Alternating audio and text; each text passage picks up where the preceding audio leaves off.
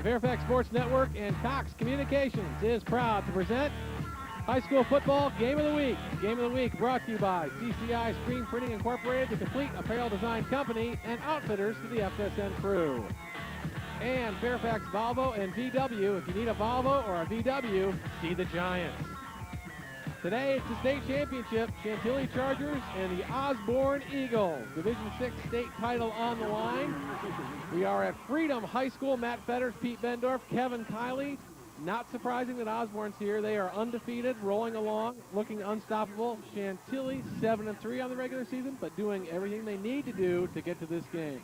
Yeah, and obviously Chantilly's battle tested coming out of the Concord district. I think in the last 6 years, the Concord winner has made the trip to the state championship and won their fair share of them.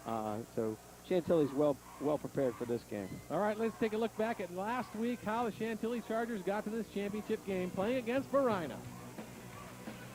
I think what you're going to see early in this tape is the aggressiveness of Chantilly's defense is really what's carried them through this stretch.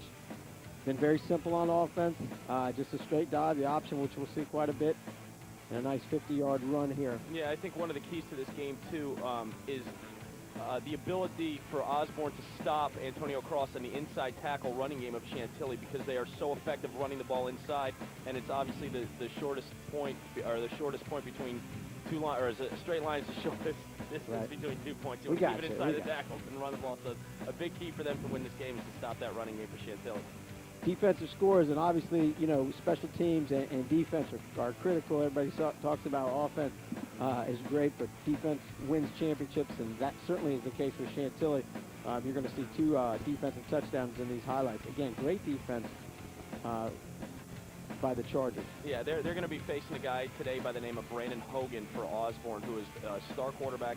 He's got them to a 13-0 record, and they did a great job last week practicing for Brandon Hogan with a guy named Justin Thorpe, who was a very effective quarterback for Varina. They did a great job stopping him. They need to contain Brandon Hogan today to end up winning the football game.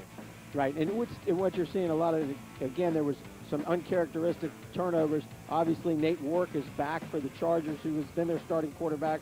Austin Decker did a great job for them to get him to the state championship, but he'll move out to his receiver position today for the Chargers.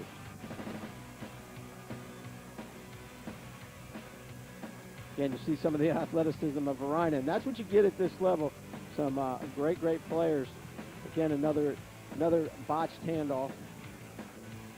Yeah, and I think that's going to be interesting how Nate Warwick comes back and adjusts to that concussion that he had. Austin Decker did a great job last week of just running the offense effectively for Chantilly, spreading the ball around, running the option, and obviously you're going to see there's Zach Halley doing a good job of containing Justin Thorpe. Again, they're going to need to do the same thing today, but I'm interested to see how Nate Warwick comes back off that injury and takes control of the Chantilly team that he has gotten to this point with a little help from Austin Decker. Yeah, and I think the thing you're going to see is Mike Lawley's going to rely on what got him here, which has been his defense. He'll take chances when he gets opportunities on offense, and again, try to get to the fourth quarter with an opportunity. Limit the touches that Hogan gets, because obviously the young man comes in with 29 touchdown passes and 23 rushing touchdowns.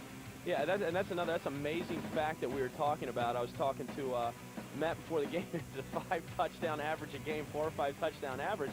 That's remarkable. Talking back to Ronald Curry when he was in this league doing the same thing, it's going to be a very challenging test for Chantilly's defense.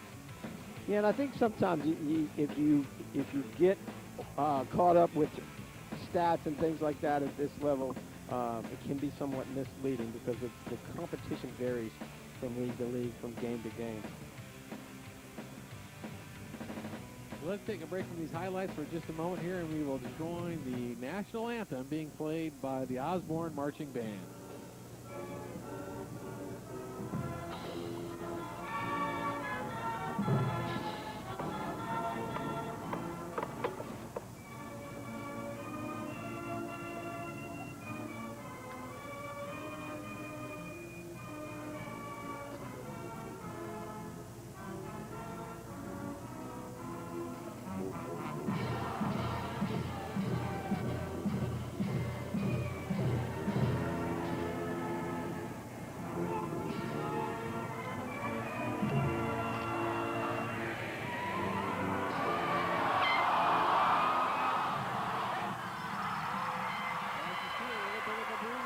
this afternoon, a sun-drenched stadium as this place is filled to capacity. They had to add bleachers in the end zone down there where you see that camera is. Those are all new bleachers that don't usually exist here at this high school. They're filling it up and ready for the state championship game. Yeah, give the high school league credit for taking a chance and moving the game up here to Freedom High School. Obviously, we have two schools that are 11 miles apart. This is fan-friendly, but it is somewhat of a challenge, I think. My personal opinions, I think this game should be played in a college stadium. I think that's what these kids deserve when they've worked this hard to get here and all the adversity they've had to deal with. They should play on a top-flight facility. Yeah, and this is the first time Chantilly has been into the playoffs, into the state championship game since 1996, and I believe, Pete, that the game was played down in Roanoke. No, actually they played at Woodson. At Woodson, yeah, okay. and it was a quagmire. They played, I believe, GW Danville that night. All right, let's go down to the sideline for our first report of the afternoon from B.J. Kubarulis. Guys, I heard Coach Pete Bendorf mention that 6 times in the last 6 years they've had a representative from the Concord District in the state final. 4 of those Concord teams have won a state final: Westfield, Centerville, Robinson, and Oakton. You also mentioned Brandon Hogan, the big gun from the Eagles of Osbourn. Hogan is one of the highly recruited guys all over the country. He's coming in with 23 rushing touchdowns. The comparisons are running rampant down here on the field. They've compared him to Michael Vick and Allen Iverson, who was also a pretty good football player in his high school days. Last year, if you remember, Oakton faced those same odds coming in against a guy that now is in the college level. Percy Harvin played for Lansdowne last year. Oakton was able to shut down Percy Harvin. Percy Harvin's going to be playing in the national championship game of college football. So you see the Concord District's ability to come up against these big giants. They'll be facing a big giant in Brandon Hogan today. Back to you guys. So the question is, if you shut down Brandon Hogan, is that it? Is that all Osbourn's got to offer? Well, I mean, obviously they 13-0. They didn't get here by being a. Well, they probably are pretty close to a one-man show. I have not seen them. I've heard a lot about them. I know that they have played down there with Hilton and Garfield and some of these other schools that are typically very good. All right, let's go back down to the sideline now with Win Ellington. Hey guys, you know, one thing that I find is very interesting is the contrasting playing styles that we're going to see today. Chantilly, as represented by their offensive line, just being able to drive defenders off the ball and creating space for their great running back duo of Antonio Cross and Torian Pace. And then over there on the Osbourn side, Brandon Hogan, the human highlight film, just incredible statistics and his speed and how his speed just defines this Osbourn team. Which style will win today? Will it be Chantilly leaving Osbourn bruised and battered, or will it be Osbourn leaving the Chargers grasping for air? We will soon find out. Back up to the booth. Thanks, Win. As you can see, it's Chantilly Chargers will start off with the ball first here as we get ready to kick this one off. You can tell this is a state championship because 21 Brandon Hogan's going out there to cover kicks. I'm sure he's going to be a safety on this, but they're not going to rest him for the prom. I'm sure of that. Osbourn Eagles in the blue and silver uniforms with those reminiscent University of Michigan helmets. Chantilly Chargers in the purple and mostly white uniforms with that big C reminiscent of the Chicago Bears. And we are just ready to get this one underway. The 2006 Division VI State Championship. Taken at the 10-yard line. Up across the 15 to the 20. Looking for some blockers. Got his way all the way up across the 25, shy of the 30, where the Chargers will take over first and 10, just shy of their own 30-yard line. And that's a good job by Torian Pace right there returning the football, and he plays such a key role in this offense for Chantilly on that option play. Even last week when Austin Decker was doing a great job taking it to the perimeter and pitching it out to Torian Pace. One of the main things he did, though, was when that ball hit the ground, he fell on it. He's a smart player, and he covers up for a lot of mistakes. Nate Warwick in at quarterback. You know his story, out with a concussion for a couple games, in now. And they start out running straight ahead. Let's go one more time down to the field now with Michaela Bitzer. Thanks, guys. Any state championship is going to be exciting, but the electricity down here is just positively crazy. This is a state championship, but this should be the Northern Virginia championship. These teams have been 15 miles apart. The exit was a 15-minute wait to get here. It's crazy. Not only will this team have bragging rights for the state, they'll also have bragging rights for Northern Virginia. We'll see how this goes. Back to you up top. Thanks, Michaela. Here we go on second down now for the Chargers. They keep it on the ground, just grinding it straight ahead. Another gain of a couple. See, Osbourn lines up in a standard 52 front, just a, base defense right now. They're feeling out process early in this game. One thing that's evident right away, and you got a good look at the Chantilly offensive line, there is a definite size advantage for the Chargers. Yeah, and this is the same thing we were talking about last week, is that period where you're trying to feel out the opposing team that you haven't seen all year and trying to figure out where you can mismatch them on the offensive line. Work on 3rd and 5 now with the keeper straight ahead, wrapped up and driven backwards. Yeah, not a smooth handoff, maybe something that, again, he was out for probably close to 10 days from that concussion. But they'll be happy to punt the ball away here and let their defense take charge here. We'll get a good look at Brandon Hogan, who's back deep to return this punt. Yeah, and I could say he was out last week, and he's coming in, and I can speak from a little bit of experience that you're coming to a state championship football game, and that first series, you're nervous. I mean, there is no doubt about it. It's the biggest game you've ever played in, and things just move a little slower the first time out. Decker with the punt for the Chargers. This one will take a nice Chantilly bounce, scooped up at the 25, though. Looking for some room on the right side. Nice block there to free him up. Still, though, surrounded by white shirts, and he'll only advance it up to the 32-yard line. Get a good look at Brandon Hogan the first time there, and obviously he's got freedom to take the ball wherever he wants. Good coverage by the Chargers, staying in their lane and making him go sideways. Yeah, the biggest thing I think Chantilly needs to do on defense is play their position. Everybody needs to stay in their position. Don't go chasing this guy around the field because he's going to make you miss. Wait for him to make a move and come to you. It's almost like you're zone tackling, staying in an area, and you can be able to corral him that way. From the 33, Osbourn starts out on their own. 9:55 to play in this game, just underway. First time we see the ball in the hands of Mr. Brandon Hogan. Here he comes around the left side. Got a nice big block there. Gets it up, scooted out of bounds. Looks like they're going to mark it about the 42-yard line, couple yards short of the first down. Yeah, nice play on the spread option offense that Urban Meyer down in Florida has made very popular. Hogan, who's heading to West Virginia, the same offense that they run up there. And you're going to see him with the ball in his hands. He gets a nice lead block here by, I believe, his halfback there, number 11. Marcus Hyde. Yeah, that's an initial 8-9 yards to bring up a 2nd and 2 here. 2nd and 2, 3 receivers out to the right-hand side for Hogan. We said this offense is all Hogan, either on the ground or through the air, and there he goes over the middle. He's got his man. Enough for a first. No, falls incomplete. The big hit by Chris Colta there. Little man coverage. Again, first time we got a chance to see Hogan throw the ball. He has a nice release. Nice, smooth delivery on that football. Tracy Carrico, the intended receiver, couldn't hold on. Just a little bunch route, trying to hit the drag underneath. And again, Colt on the big hit there to knock it loose, bring up a 3rd down. 3rd and 1 now for the Eagles. Receivers split out every which way, 2 to the right, 2 to the left. Hogan with the one running back next to him. 9:42 to play. Hogan will keep it straight up the middle. Looks like he's got enough for the first down. I think one thing that's apparent pretty early, Marcus Hyde's a pretty good blocker. The single back there next to Hogan.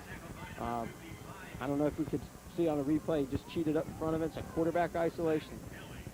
What this offense is designed to do is take your best athlete, make him your quarterback, your tailback, let him do whatever, let him create any way he can.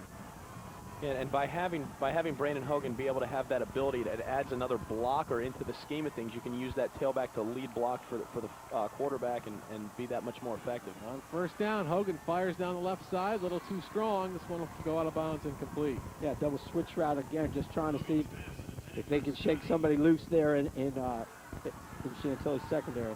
And Chantilly loves to play a lot of man-to-man defense with Austin Morris back there and Chris Colta. They got some great secondary people, and it looks like they're going to Osbourn's going to come out with Brandon Hogan and try and exploit that early. Right.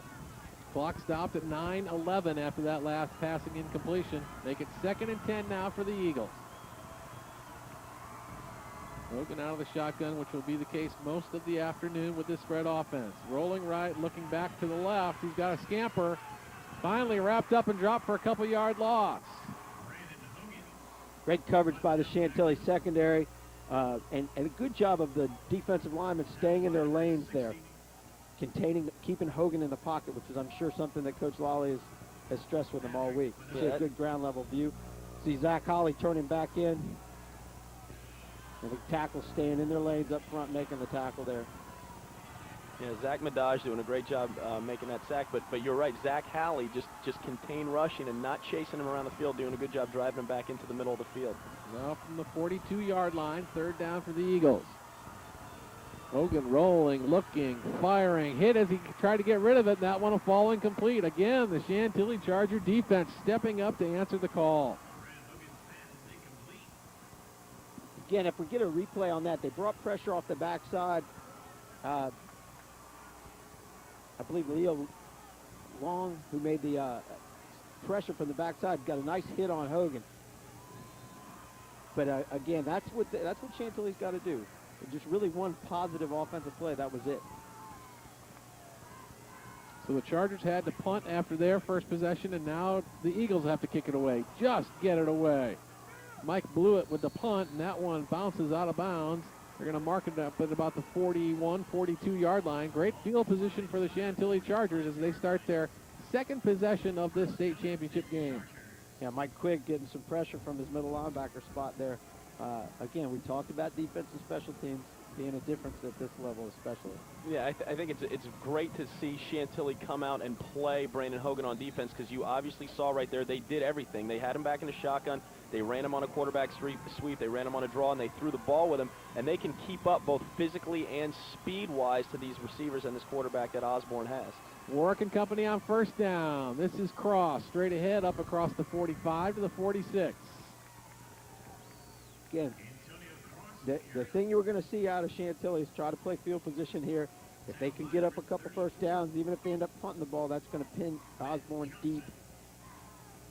Yeah, Chantilly's definitely a team that wants to use its defense to score points. You know, that they're expecting 7 to 10 points out of their defense. And, you know, that's a great advantage for a team like that to come into a state championship and just be able to play that field position ball game, not really try to do much on offense, let your defense make plays for you. Now on 2nd down, pitch. This is Pace trying to get around the left side, tripped up and dropped in the backfield. Let's quickly go down to the sideline to B.J. Kubarulas. Guys, you just saw the pitch out there from Nate Warwick. Nate Warwick's back in the lineup this week after sitting out, as you mentioned before, in these semifinals. Austin Decker is back at receiver now. So in effect, the Chargers get back 2 players. Decker moved over to under center to take over for Warwick. Warwick, now you see the pitch out that they just made. That was a big problem last week. There were some jitters and there were some problems getting that pitch off on the option. So you see that was run successfully. Maybe the yards weren't there, but Warwick being back in the lineup really helps this offense get going. Back to you. Now 3-yard loss, make it 3rd and 9 now for the Chargers. Warwick going to have to throw. He's got some pressure, spins loose, dropped at the 36-yard line. Good pressure by the Osbourn defense. One thing that's clear to me early in this game is Osbourn, and they missed a couple tackles here, but they've done a nice job of tackling so far. They've been able to control the Chantilly runners as not to get any extra yards after contact. Brown and Starbird coming in there, missing the tackles. Could have had him for much more of a loss. Now they'll have to kick it away, will the Chargers. Austin Decker. Low kick takes a nice bounce for the Chargers. It'll roll out of bounds at about the 32-yard line. I think one of the tactics we're seeing early on is they're angle punting the ball to try to keep it away from Hogan. Yeah. Again, you want to limit his touches. Yeah, absolutely. I think anytime you're punting the ball or kicking the ball to Brandon Hogan where he's catching it in the open field, it's a very dangerous situation. So they're directional punting the ball, which makes it a little harder. But if you can get that kind of a low-line drive, get it to hit the ground and get some yards, then you're definitely in the advantage. Eagles started their first possession at their own 33, this time at their own 32. 6:12 remaining in the first quarter. No score. The winner takes home the state title. Hogan tucks it under his arm, looking for a block. Gets it up across the 35, close to the 40. Again, you see Marcus Hyde. We found a heck of a blocker out here, the lead blocker on that quarterback sweep. We saw Zach Holly last week make a ton of plays, and Marcus got a good piece of him to lead that sweep again. You see it right here. Watch number 11 out in front. Make contact right there, and again, he gets another. Hyde listed at 6'3", 215 pounds. He's all of that. I think it's 2nd and 3, we'll call it now for the Eagles. Ball at the 39. Here they come left side. This is Beal. Nice hop over the defender. Got enough for a first down and a handful more, just shy of the 50-yard line. Again, Marcus Hyde, the lead blocker, just to sweep the other way, and a little handoff sweep. And you see the speed of Mr. Beal here. Yeah, Julian Beal doing a good job coming around the left side, and it seems like Osbourn is handling the up front 4 and 5 that Chantilly has, which I don't think Chantilly, no team has done that to them all year. So they're going to need to adjust to that. Again with his back in motion, sets up and blocks. Hogan fires it right. He has his receiver this time. It'll be close to another first down for Osbourn. A nice little curl route to Julian Beal there. And Austin Morris on the tackle. Again, they fake the sweep here. The play that they've just run the play before, he steps up. Nice delivery of the football. Nice throw and catch for first down for Osbourn. Yeah, and for somebody that runs the ball so effective, a lot of times when you get a quarterback that runs so effective, he does not throw the ball well, or at least doesn't look good throwing the ball and comfortable throwing the ball. And Brandon Hogan certainly does look good and comfortable throwing the football. Very smooth motion with the football. First down now from the Chantilly 42-yard line. Hogan fires over the right side. Picked off? No. Came down on the ground. Good coverage by Ryan Robertson over there on the little out route. Ryan Robertson's all over that field as he was last week. Good look at Ryan, just a junior. Bring up 2nd and 10 now for the Eagles. 4:36 to play in the first quarter.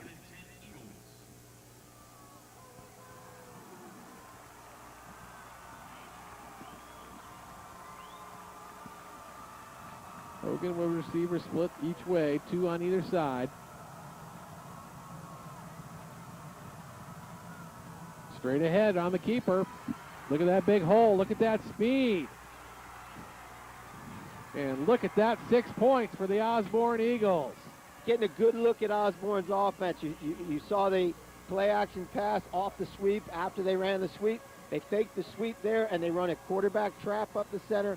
I believe they pulled guard number 56. And again, we see the open field ability of Brandon Hogan, which is quite impressive. Yeah, it seems like the whole offense is designed to create space and let their athletes go out, and they certainly do have a terrific athlete right there. You saw Brandon Hogan catch that snap, and there was just a little bit of room on the interior, and he was gone for half the field, about 50 yards and a touchdown. But that's what they're trying to do on offense, is create space for their athletes, create space for Brandon Hogan. They're not a power team, and here you can see on the inside they are going to pull a guard trap. Yep, and he's just gone. He's so quick and so agile coming up the field, nobody can catch him. Yeah, and it was a great job, and I wonder if they've scripted their plays at the beginning of the game, because you saw saw quarterback sweep twice. We saw the handoff sweep, the play action off the sweep. Everything was side to side, and that's the first ball that they've hit dead up the middle. And, of course, they had gotten Chantilly chasing sideline to sideline and split them right up the gut. Well, after the Mike Blewett extra point, he makes a 7-0 score with 4:28 to play in the opening quarter. Eagles on the board first. I don't know if I'm a kicker, if I want my last name to be Blewett. I thought about that when I first looked at his name. Okay, let's go down the sideline to Win Ellington.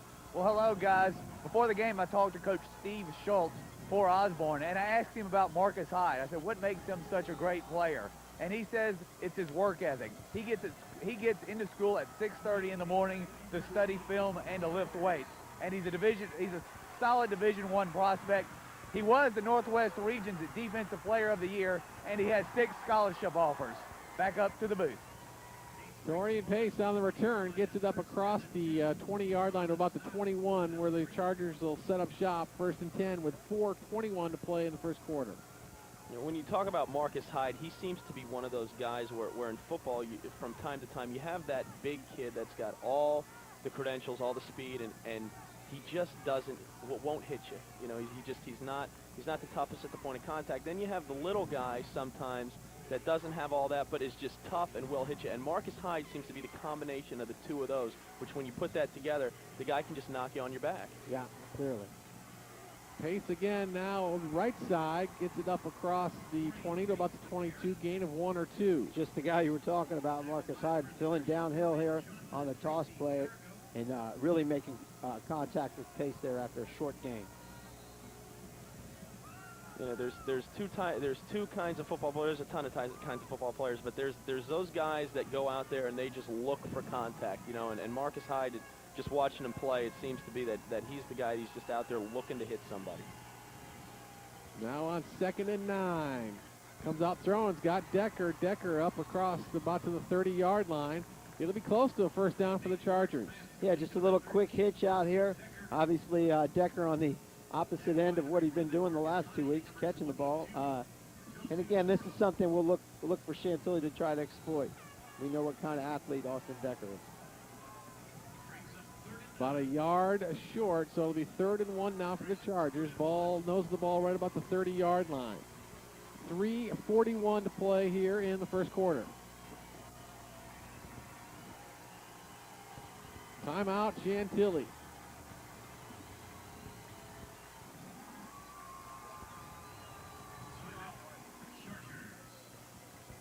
Be interesting to see how Chantilly handles the early part of this game. We talked about, you know, they're 2 years removed. Everybody's heard about their 2 years removed from being 0-10, and this is a young football team as far as playoff experience. But the one thing that we've clearly seen over the last couple of weeks is they have not gotten rattled. They were behind the entire game against Westfield in the regional championship, kept their composure, obviously after losing Nate Warwick early in the game. You know, they had to battle a little bit last week, deal with a little bit of adversity, turning the ball over. But again, they will stick to their game plan clearly as long as they can. Let's go down to B.J. Kubarulis. Guys, you just saw Nate Warwick complete a pass to Austin Decker. Warwick got his first hit this week on Wednesday. Wednesday was a week from last Wednesday when he had his last symptom. He was cleared to go this week. They put him in the middle of the defense, and Coach Lally said, just hit him. And they kept putting their helmet to helmet, and he withstood the hit. Here he is. He's looking pretty good out there so far. Back to you guys. I don't know what to say about it. Can you imagine that? Go out there and take some hits and see how you handle it. Well, I think the guy that he wants to probably stay away from is number 11, Marcus Hyde over there. Hyde, Northwest Region Defensive Player of the Year. He will bring a load. 3:39 on the clock here in the first quarter. A 7-0 lead for the Osbourn Eagles. The undefeated Osbourn Eagles looking for that perfect season. Warwick on the keeper goes left side. It'll be close to the first down. Yeah, just a dive keep. We used to call it veer base back in the day. We just follow the fullback, ride the fullback, and then just turn and try to follow him up in the hole. Close enough for a measurement. They'll bring the chains out. You know, you see on that last play, you had Zach Halley, who's a tremendous defensive end for Chantilly, also lining up at right guard. And it is, obviously, it's the last game of the year. There's nothing to save for tomorrow or the next week. But how hard is it to figure out when these guys are getting tired in the fourth quarter, Coach, and to rotate them in? What kind of responsibility is that, and to watching these guys through the game? Well, I think, you know, and Kevin, you know this, early in the season, it's very difficult, you know, getting into game shape, plus it's very hot, that kind of thing. At this point of the year, you know, two-way guys are pretty used to playing two ways, and again, you have to pick your spots where you got to give them a little bit of a blow. I'm sure that they'll rest them a little bit maybe on offense if they can, but it's defensively where he's got to be on the field. Big fourth down. They surge straight ahead. Looks like Warwick got through and got the first down. Yeah, critical first down there. Obviously, they did not want to give the ball back to the Osbourn Eagles and Mr. Hogan. And that was just an example of them coming up and snapping the ball as quick as they can when they get to the line of scrimmage and trying to surprise Osbourn and pick up the 2 yards before they're even ready, or the 2 feet rather, before they're ready. Yeah, great view of their all-district center there, Patrick Majah.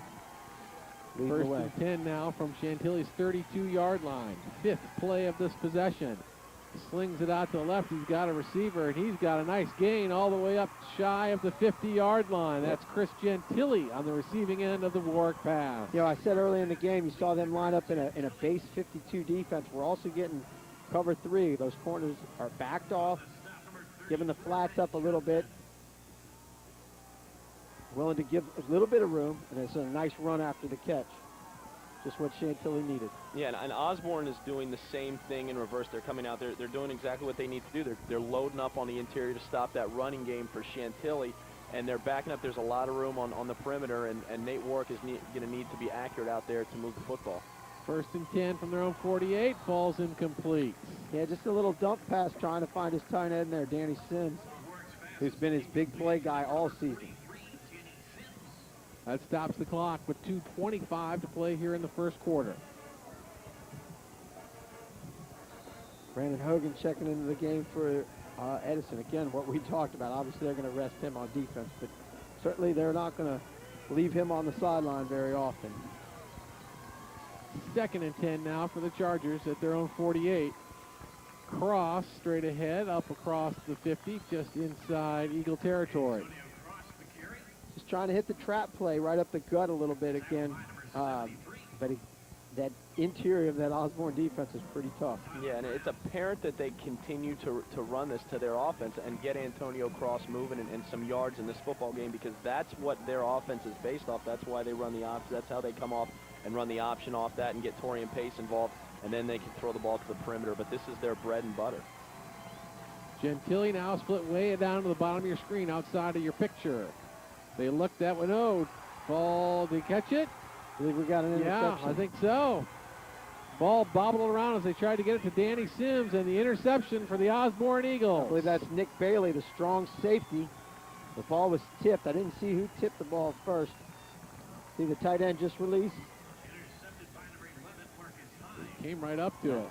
Marcus Hyde tipping the ball, and there's Bailey coming over from his strong safety position with a big interception and a big turnover for the Eagles. Looked like Hyde was thinking touchdown, and it Yeah. squirted through his hands. So the Eagles set up 1st and 10 at their own 45-yard line with 1:43 to play in the first quarter. Hogan comes out firing. He's got his receiver enough for a first down all the way down just shy of the 40-yard line. Number 10, Cornell Jones. Yeah, again, the other thing I think, Kevin, we're seeing early on is he's got plenty of time to throw the football. Yeah. Last week we saw Chantilly tee off and were able to get pressure on the Verina quarterbacks. He's got all day sitting in there, nice pocket. Yeah, he looks great throwing the football, and he is a tremendous athlete, even when you watch him move, and he's doing a good job completing balls down the middle when he has time. Here they go, a little reversal. This is Beal, left side.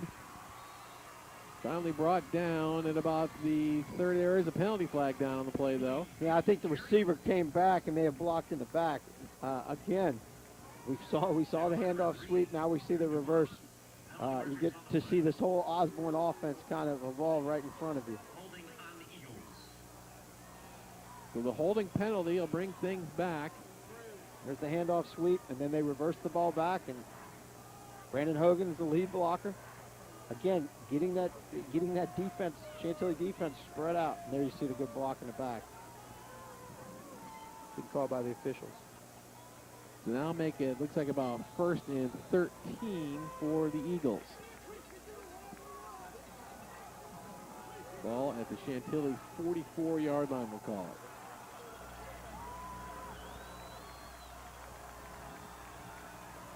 Inside a minute to play in the first quarter. Hogan takes his time. Straight ahead. Got lots of room. Cracks it down inside the 40-yard line to about the 37, 36-yard line of Chantilly. Yeah, these spread offenses have really are the fad these days. And what you're doing is you're taking that defense and spreading those 11 guys over the field and allowing your athletes to make plays in the open field. Yeah, what this does is it makes the outside linebackers and the strong safety go out and cover wide receivers, putting a lot more pressure on your inside linebacker. 2nd down now for Hogan. Comes out firing right side. Got his receiver. He's got enough for a first down. That's Julian Beal on the receiving end of that strike. Again, just a little sprint out pass and a little out route by Julian Beal, who we've seen carry the ball. He's the inside slot there. You'll see him just press off. Again, a lot of room to throw the football, just pitch and catch. And that'll be the end of the first quarter. We've played one. It's the Osbourn Eagles 7, the Chantilly Chargers 0. very, very impressed so far with Osbourn. Not only offensively but defensively, they're pretty stout to run against, and they are athletic up front. They've got a lot of weapons on offense. They can spread the football around, but obviously the trigger man is Brendan Hogan. Yeah, Brandon Hogan is a tremendous athlete. We're finding out. We knew that before. He's got 52 touchdowns on the year, which he's averaging 4 or 5 a game. But they do have some other weapons. They have Julian Beal with tremendous amount of speed that they like to run the sweeps with, and he is a comfortable throwing quarterback, and that makes him even that much more dangerous. A lot of times we were talking about earlier, we get the guy that can run for 25 or 23 touchdowns, can throw the ball effectively, but isn't a passer. He's not that comfortable throwing the football. He's comfortable throwing the football when he's back there and he has time, and he's going to hurt you. And Marcus Hyde, again, playing defense, running people down on the interior and breaking up that pass of Nate Warwick in the last possession is very effective too, and definitely the defensive player of the year. So we put a fresh 12 minutes on the clock as we start this second quarter of action. Here comes Hogan. Slips a couple tackles, still alive. Look at him go right side now. Can anybody catch him? Touchdown, Osbourn Eagles. But there is a penalty down on the play. While they sort this out, let's go down to Michaela Bitzer on the sideline. Thanks, guys. Before the game, I was able to talk to Brad Qualls, the AD at Freedom High School. I asked him, when did you find out about this game? He said, we found out on Monday. I got a bunch of volunteers out here. We had to remark the field. It's Kentucky grass. It's a great field. Also, you'll notice the new stands. He got them from a company in Ashland that provides them at the PGA Tour. He said they were out here at 8:30 a.m. on Thursday, and they finished at 12 noon on Friday. So check them out. Back to you guys. A lot of work goes into putting on a state championship football game, and that last play is going to come back. Yeah, again, it was pretty good pressure there. First time they really kind of gotten to Brandon Hogan. You'll see him roll to his right, and they get pressure. Zach Collier, he ducks under that. And again, it's just his athleticism to outrun the secondary. There's the block in the back on Austin Morris. Couple blocks in the back here by these Osbourn Eagles this afternoon. Now on first down, fires left side, broken up, falls incomplete. There's going to be pass interference there. Drew Dumont coming in on the defense there. Drew just a little bit early. We're looking dead into the sun here, but again, just a little slant route, and again, a nice delivery by Brandon Hogan. Yeah, this is going to be close. Drew Dumont does a great job of breaking this play up, but just a little too much body before the football. He can't really get to the football. He's playing the man rather than the pass, and they're going to call that pass interference. So that takes him down to, your guess is as good as mine. Half the distance. I'd say on 7 we'll go. Yeah, looks like it. The sun shining on that field makes those numbers almost unreadable. So first and goal for the Eagles. There goes Beal in motion. Hogan straight ahead.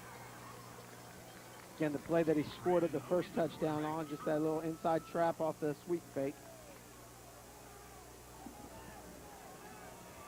Again, the Osbourn offensive line is not real big, with the exception of 1 or 2, but they are very quick. Doing a good job of getting on the Chantilly front. Yeah, and with a guy like Brandon Hogan and the quickness that he has back there, they really only need to hold that block for a split second, and he's through that hole. They don't really need to overpower you. Just be in position and let him run by. A single wing formation. Yep, everybody in tight. Hogan just following his lead block of Beal, and he's in for a touchdown, Osbourn Eagles. 5-yard touchdown run behind the lead block of Julian Beal, and Brandon Hogan has his second touchdown of the game. Yeah, a little single wing offense that went out in about 1950, but it still is very useful today. Newt Rockney would be proud. Blew it on for the point after. Yeah, with our end zone camera. Kick is up, and it is as good as goal as you can see right into your living room. So with 11:01 remaining on the clock, the Osbourn Eagles take a 14-0 lead here in the second quarter. Well, Coach, if you're Mike Lally and you're down 14-0 coming into the second quarter right now, what are you thinking with an offense that's really based on the ground and controlling the football and playing defense? Well, I think that my bigger concern, obviously, is I've got to figure out a way to move the football. They were able to throw a few hitches. We haven't We haven't seen Chantilly be a big strike team. Danny Sims has got to get involved. They've got to make a few plays, and that'll allow them to run the ball more effectively. If they can start moving the ball a little bit, they can keep Brendan Hogan on the sideline. But the more that he's on the field, it's going to be a long afternoon for the Chargers.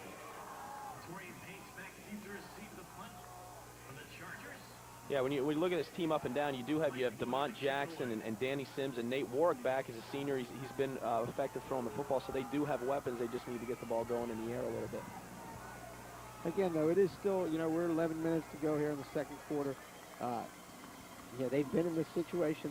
They'll handle the pressure here. Just stick to what you believe in. Look with the deep kick. This is Pace down inside the 5-yard line. Trying to come left with it. Wrapped up and dropped. Looked right about the 20-yard line. Yeah, the interesting thing we saw last week, Torian Pace was able to get the corner on a number of plays.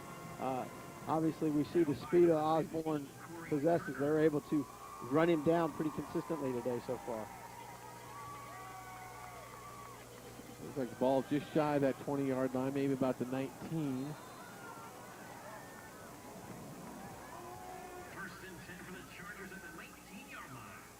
Nate Warwick comes out, sends two receivers up to his right-hand side. Again, running straight ahead, this is A.J. Humphrey with the ball. About 2-yard gain, maybe. Straight isolation play. First time we've seen A.J. in the game. Give him a yard on the carry. Make it 2nd and 9 now for the Chargers. One of the things when you plan a big game like this, especially the state championship, you got to be careful early on that the game doesn't get away from you because it's such an emotional game. It can be very deflating.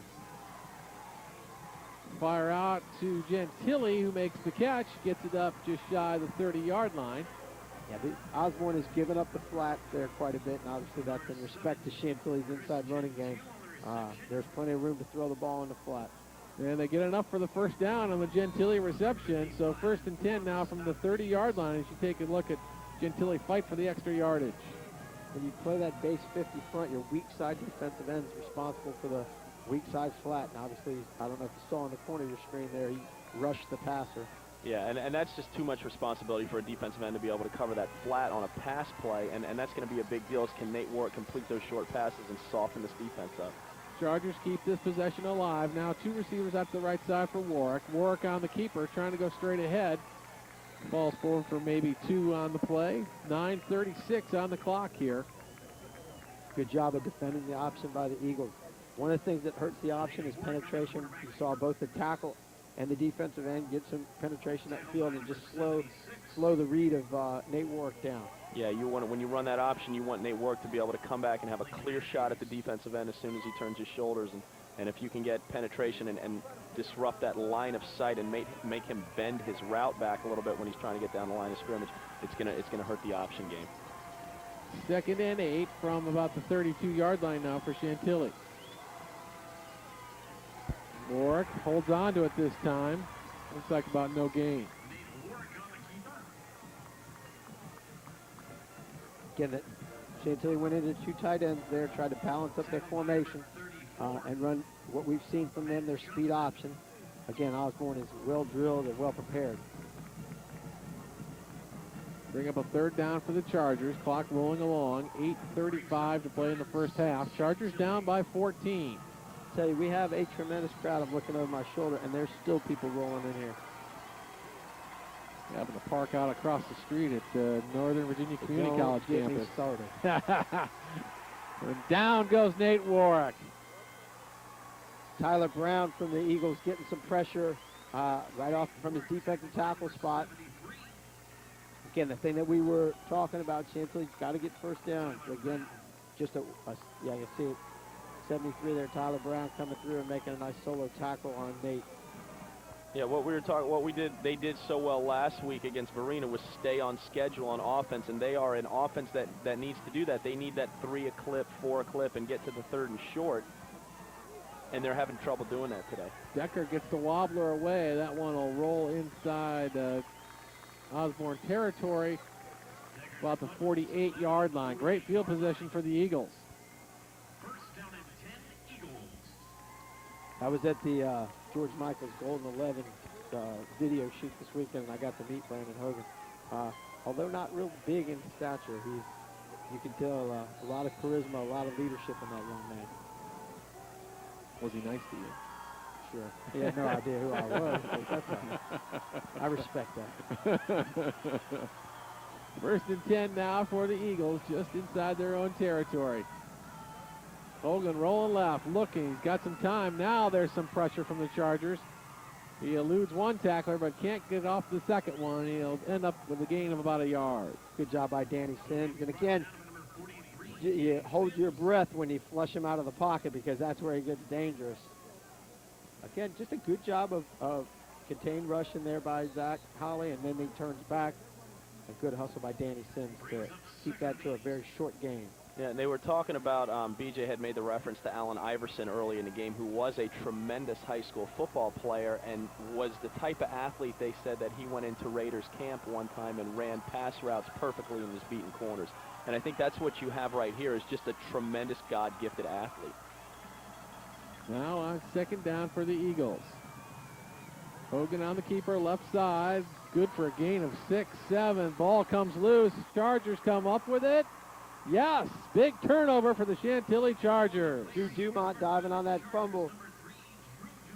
First big break for the Chargers early in this game. Yeah, and that's what Chantilly's wanting and expecting to happen throughout the course of this football game, and that's what they pride themselves on, is running teams down on defense and being more physical than they are. This time just Brandon Hogan coming inside. He gets tackled well, tackled hard, and he gives up the football. Chantilly has it in like good Mike field Quigg position. got a hand in there on that, stripped that football.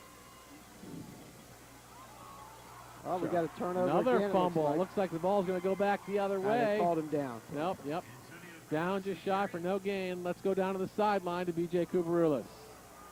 Guys, looks like Chantilly just got away with one right there, but their defense is led by defensive coordinator Bob Akers, a 99 graduate of Chantilly, was not a part of the 96 team, but did play football in his junior and senior years at Chantilly. Also went on to Randolph-Macon, has come back and has helped this defense. So they put up 2 defensive touchdowns last week in the state semifinals. So you see what he's been able to do. They've struggled containing Hogan thus far, but to see the turnover there could help Chantilly get some points on the board before the half. Back to you guys. Cross the ball carrier, no gain. Bring up a 3rd and 10 now for the Chargers with 5:50 to go in the first half. Yeah, Bobby Akers is one of the fine young coaches in the northern region, and if he continues to work at it, I think he'll be one of the guys that can carry the torch for northern region football down the road here. Some of the old graybeards are 3rd and 10 now for the Chargers. 2 receivers down to the left for Warwick. That's the way he'll look. Fires left. That one will fall incomplete. Austin Decker, the intended receiver, and no interference call. Nice coverage by the Eagles. Guess who was covering? Free safety Brandon Hogan. Again, just a trips route there. They ran the 2 outside guys off and tried to run a little underneath route to Danny Sims. A little late with the football there. He was open early and they were a little bit late, and of course, the closing speed of Brandon Hogan had no problem running that down. But Decker will drop back to kick this one away on 4th down. Chargers having a hard time getting anything going offensively.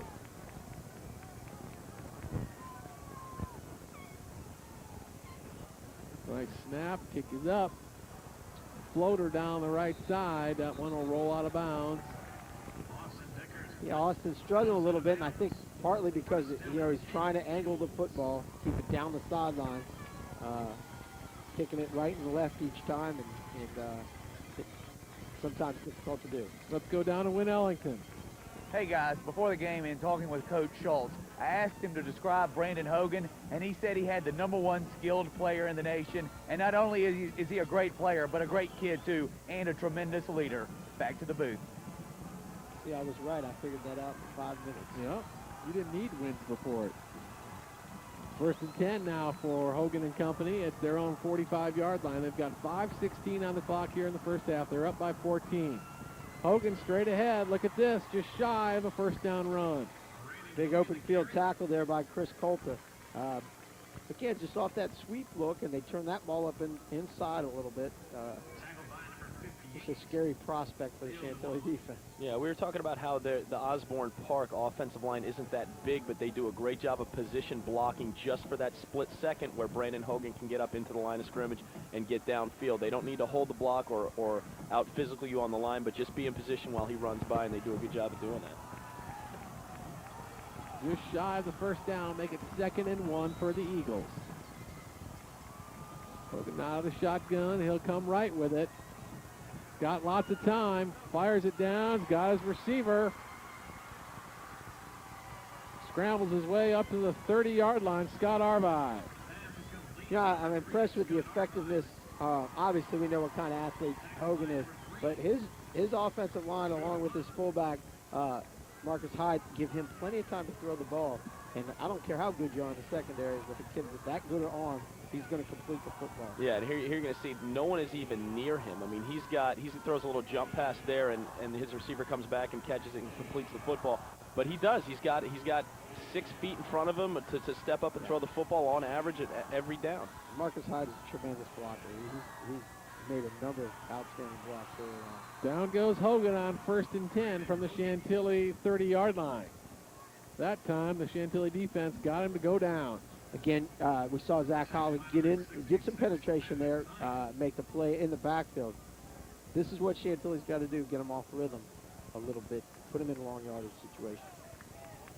3-yard loss, mark it at the Chantilly 33-yard line. 2nd and about 12-13 to go for the Eagles. Inside 3.5 minutes to play in the first half. Hogan steps up. He's going to tuck it down and run, go right. Here it's a foot race as usual, looking for a block. Still in bounds. Bangs his way all the way down inside the 10-yard line. Another big play for Brandon Hogan. We're going to bring it back. I think we got a holding penalty. Yes, we do, and this one will be for naught. You know, the interesting part, and I don't know if we can see the holding, I'm not sure they need to hold it with this guy. Somewhere in the interior there.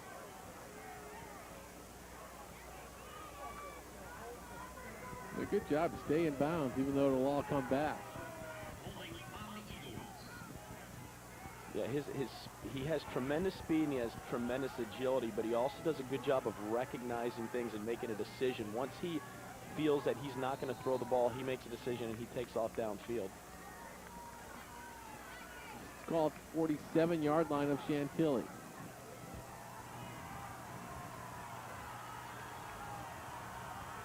Second and out, and they're in warehouse territory, I do believe. Another play I call. Everybody spread out and let Mr. Hogan run with it. Yeah, but he'll throw it deep down the right-hand side. Got his receiver. Touchdown, Osbourn Eagles. Or let Cornell him throw it. Jones. We'll let him throw it. Just a fade route.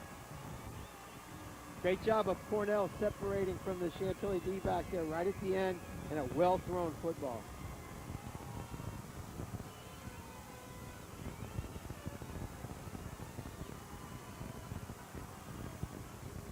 And this team, Osbourn, almost making it look easy on Chantilly's defense, who's one of the premier defenses in the northern region.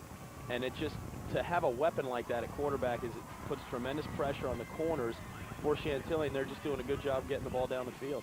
Mike Blewett's extra point makes it a 21-0 lead for the Osbourn Eagles with 3:06 to play here in the first half. Toast to the town right there. Brandon Hogan sitting on the bench down there in front of the Osbourn fans. Well, Kevin, when we were discussing before the game how many touchdowns he has running and passing, you looked at me and said, no way, that's impossible. Yeah, well, you can see it this now. This is how it's possible. Look at that, perfect. Didn't have to break stride, right into Cornell's hands, and then for 6. Yeah, Ryan Robertson running shoulder to shoulder with him. And again, when that ball's in the air, you're taught to look when he looks. And as he turned his head, Cornell did a great job of just continuing to run and just getting that little bit of separation. I've been in that position a few times playing D-back, and I know how Ryan feels. Lonely? Yeah. He's really had a tremendous run, especially through the playoffs. We've seen Ryan make a ton of plays. You guys have all these Chantilly Chargers. Each week they've just been doing what needs to be done to advance on to the next level. But they're in a buzzsaw here today against these Osbourn Eagles. Now down 21-zip as this kick will roll down and finally picked up. Pace trying to advance it across the 10, finally wrapped up and dropped by the blue and silver. Yeah, if you're at Chantilly at this point, there's 2:59 to go, and everything seems to be going against you. You've got to be a little bit concerned, but you don't want to make matters worse by going crazy at this point, trying to take some unnecessary risks. Well, at what point in the game do you start to take? Do you maybe go away from what you Well, had I think you planned have on to do doing? that in the second half, obviously, especially when you're playing for the state championship, and there is no game after this one. But don't lose the game in the first half. First and 10 from their own 11-yard line here for the Chargers. They've got just inside 3 minutes to play in the first half. Warwick rolling, throwing, too much on it, falls incomplete. He was looking for Mr. Sims. A good decision not to throw the ball, which is what we're talking about, making a mistake down inside your own 20-yard line there. Pulling it down and just throwing it away. Yeah, that really was a good decision. They're trying to get Danny Sims involved in the offense, and I think the key in the second half is they do need to come out. They need to soften up that defense of Osbourn. They need to get them out of that 50 defense, start completing things, even if it's those little hitch routes on the perimeter, and just get those corners, get that line to soften up so they can run the football inside. Lots of pressure. Warwick steps up. Has to go right. Fires right. Was he able to pull it in? Incomplete. Good job of moving around in the pocket there and making a nice throw downfield to Danny Sims. The negative to that is we have 2 incomplete passes and no times run off the clock. If you don't make a play here on third down, you're going to punt the ball and give Osbourn great field position. 3rd and 10 now for Chantilly. Deep in their own territory. Receiver split to either way for Nate Warwick. Lots of pressure on Warwick. Did he fumble? Yes, he did. And it is Osbourn football deep in Chantilly territory. Well, Coach, that's what you're talking about, right? Not making the mistake with 2 minutes and 35 seconds left and giving this team that's already has tremendous talent a short field. I mean, and this ball's inside the 5-yard line. Good pressure there. There's Marcus Hyde again. There's no secret why he's player of the year down there on defense. It just, could be a nail in the coffin here if they're not careful. Yeah, well, you watch Marcus Hyde move around the field as you do Brandon Hogan, and you're almost like they're on a different level. You know, they're running faster, they're hitting harder than anybody on the field.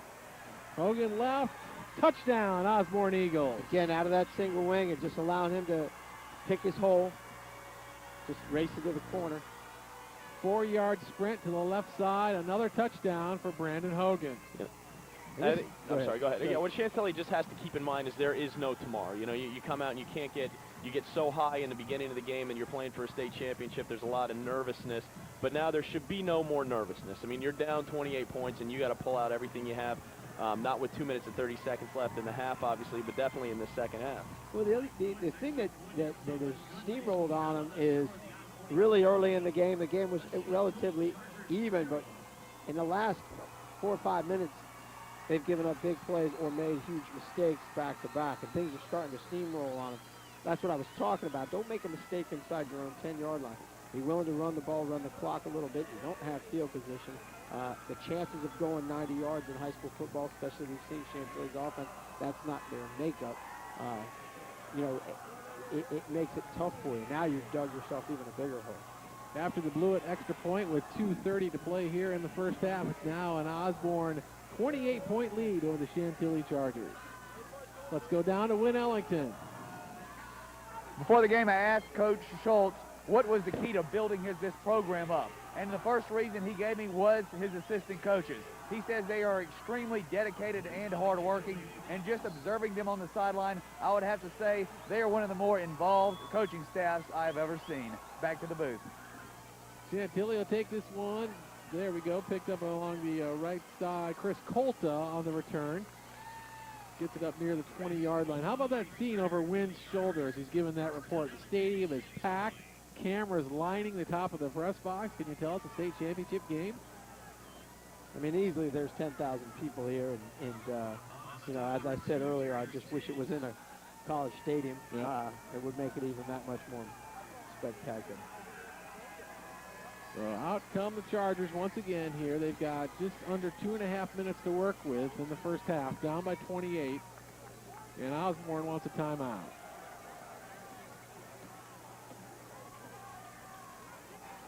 Again, you got, you know, a situation here. There's 2:25 left, 28 to nothing. You know, at this point, if you're Chantilly and Mike Lawley, it is difficult, but you've got to build on anything positive you can. You want to try to put together a little drive here to get a little bit to build off of for the second half. You want a copy of this one or any other game you've seen on the Fairfax Sports Network? Go to the website, fairfaxsportsnetwork.com, and order your own DVD copy of this one or any other game you've seen here on the FSN. Don't know if this is a game that the Chargers would want to get their own DVD copy of. I know it's Still early. early. It's early. It's early. But no, but I think the people in Manassas might be venturing into Fairfax County to get this one. I'm looking back over my shoulder, and people are still filing in here.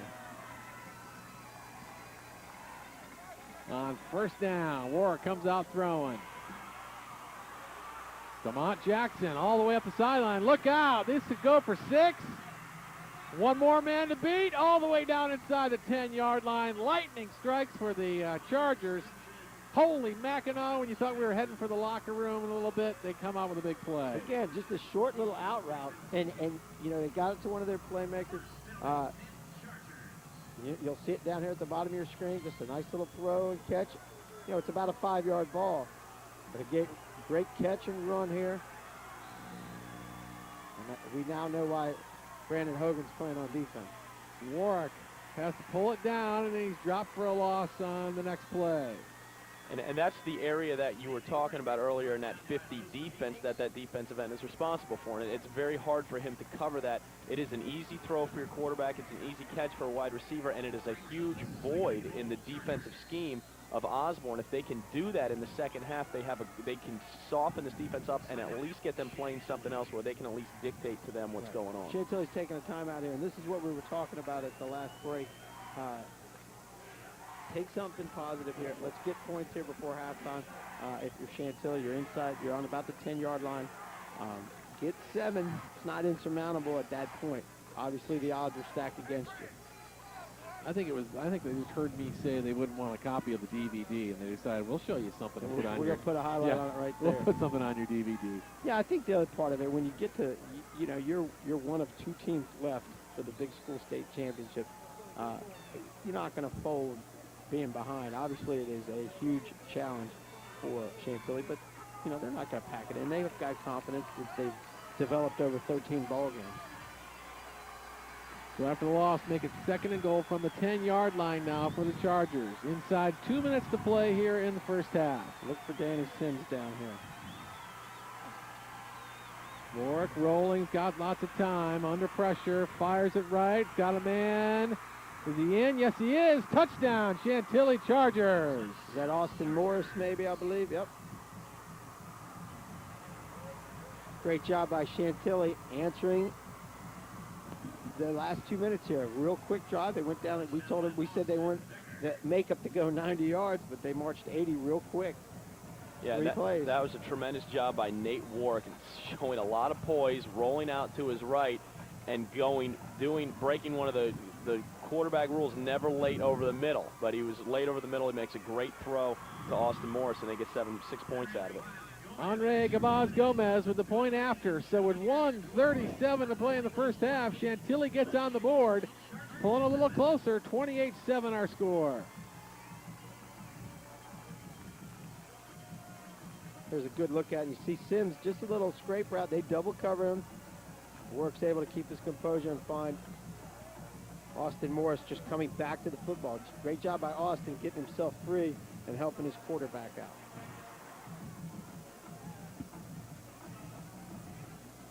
.137 on the clock. Chantilly fans are seeing some little ray of hope here.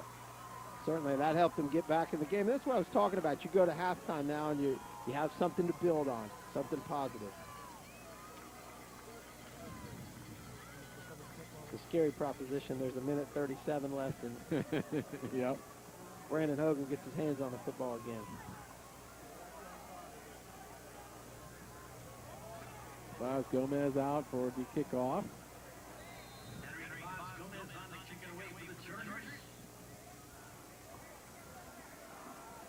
Little quick onside kick, right side, picked up quickly by the Eagles and advanced inside Chantilly territory.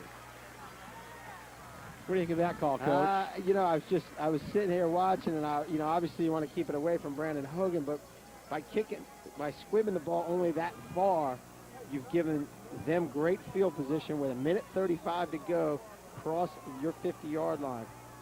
Yeah, I think what Mike Lally is trying to do right here is just a surprise onside kick. He's trying to get the football back with a minute and 35 seconds left. But his offense is not really designed to go with a minute and 35 seconds left. At that point, you really kind of want to kick it down the field. Obviously, hindsight, if he gets the ball back, and Right. we're all screaming great call, but just a questionable thing to do. We'll be going down to B.J. Kubarulis right after this play. First down, snap rolls on the ground, but Hogan pulls it up. Got some pressure. Look at that escape. Nice gain along the left side, close to 5 yards. Now let's go down to B.J. Kubarulis. Guys, you just saw Brandon Hogan there looking to get a 5th touchdown. He's already got 4 touchdowns. According to the VHSL state record book, Jasmine Glenn of Annandale in 1994 is tied with Ronald Curry. You mentioned him earlier, Kevin. Ronald Curry of Hampton. Both of those guys accounted for 6 touchdowns. That's the state record in the state final. Brandon Hogan already with 4 in the first half, looking to shatter that record. Back to you guys. Penalty down on the play. They'll come back.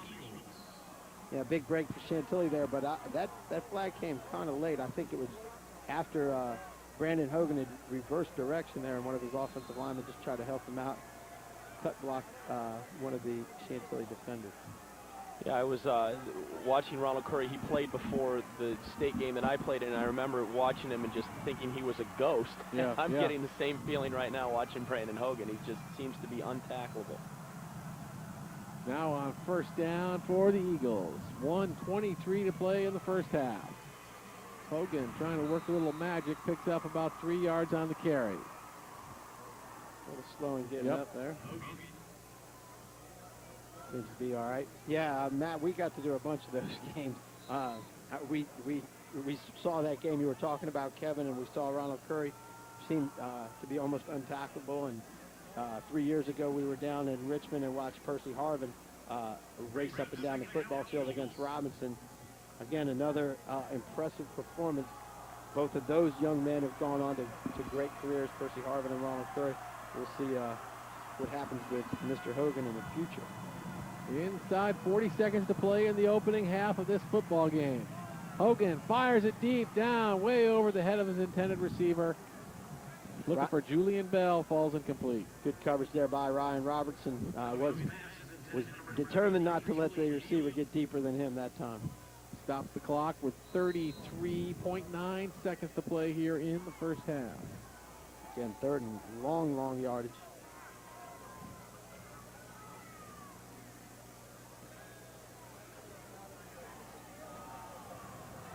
Third and about, I think they're in boatload range. Not a bunch.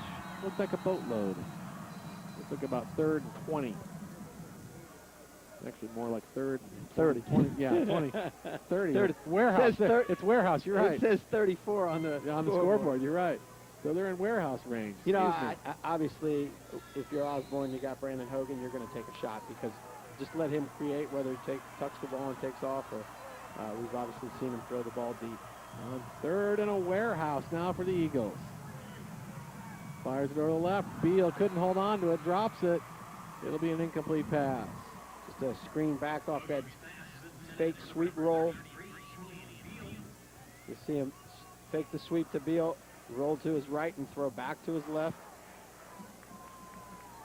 And what Brandon Hogan also does a good job of that a lot of people would take for granted is that you have a great athlete that can make plays. That he protects the ball very well. And he's a very accurate passer. He seems to make good decisions throwing the football. and he does try and create and make things happen, but he's not wild and crazy with the football.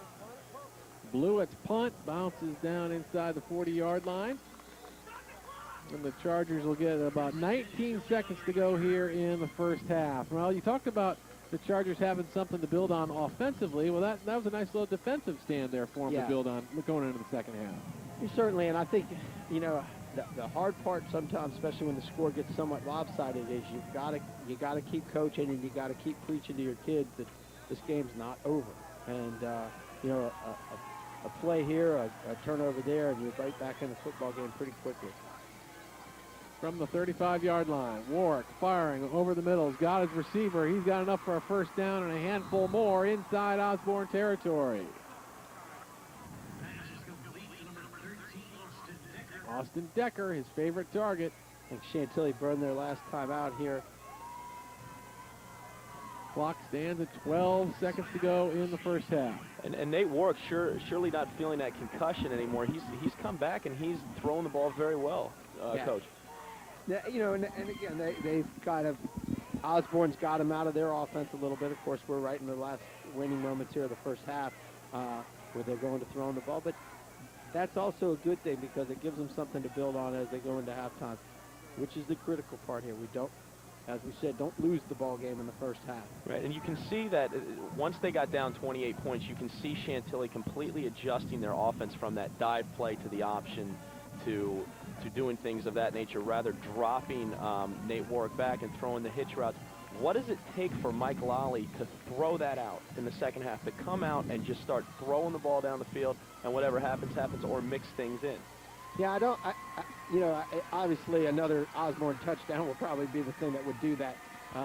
Again, it's how they handle the early part of that. He's got Austin Morris wide open. Sure does, down inside the 20-yard line. Another big play for the Chargers. They're going to have to spike this ball and try to get their field goal team on, I would imagine. 5 seconds As soon as on they the get that scoreboard set. clock. He's going to take a shot here in the gun. Here they go. Warwick, one last chance for the Chargers. Little got Decker in the end zone. Touchdown. Yes, touchdown. Chantilly Chargers. Well, there's your positive thing to build on. Boy, oh boy. I'd say that rate's a holy Mackinac down there to Austin Decker in the corner, and they pull within 2 scores. Yeah, it's interesting. We're seeing a little, and again, in a scramble situation, a great job of Nate Warwick throwing it up to Austin Decker. But we got zone coverage. You know, I'm not sure Osbourn was quite ready. It was pretty soft coverage there on the fade route. Gabaz Gomez with the point after. It is up, and it is no good. No, penalty flag down on the field. And just a tremendous gutsy call by Mike Lally. With 4 seconds left, you think you run out, spike the ball, and kick the field goal. But he's screaming from the sidelines, no, go ahead and go 9-9-9, we're throwing a fade. Right, and my guess is it's something, obviously, that they practice most offside here on Osbourn. So move Henry a little closer here for this point after. But, you know, it's probably something that they practice. It's something we do in practice. I'll run our team, say there's 8 seconds left, and we'll start counting it down and run and get set. And there's certainly something that they know they go with a set play. Gabaz Gomez, extra point is up and good, so no time left here in the first half. The Chantilly Chargers score 14 unanswered points and cut the lead in half. It's 28-14 Osbourn Eagles as we go to the break. Yeah, I think we were at 2:35. It was 28-0, and we were talking about, what is Chantilly going to do? And, you know, again, we just said work on something to build on for the second half, and I think they answered that with 2 big scoring drives here to get them right back in the ballgame. Yeah, this is just like Chantilly. They're not flashy, but they're tough, and they just hang in the football game and they find a way to win. And now they go in. There's 2 minutes left in the football game. They're down 28 points. 2 big plays. They're back in it. An onside kick that didn't come out successful, but they play great defense. They've seemed to figure some things out, and they can move the ball throwing it. Here's another look at that score. See that real soft coverage there. I was a little bit surprised by that. And again, we've seen the athlete that Austin Decker is, and he just beat his man on a jump ball situation. All right, second half action coming right up. The winner takes home the state championship. You're watching the FSN Game of the Week.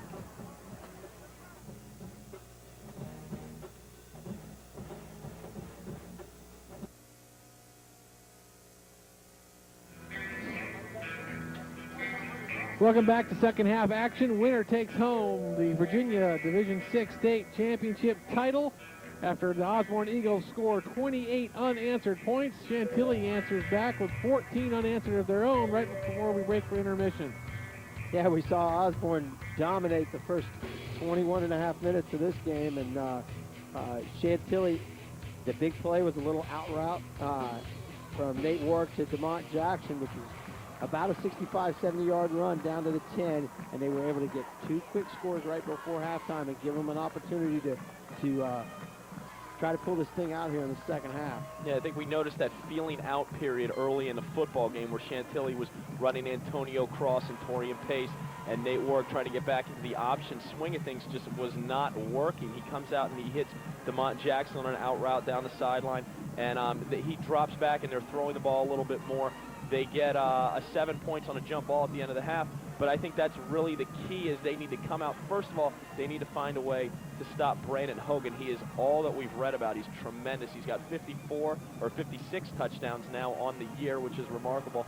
And Chantilly needs to come out first, find a way to stop him, and then mix it up a little bit on offense. Exploit that flat that Osbourn has given up by playing that 50 defense.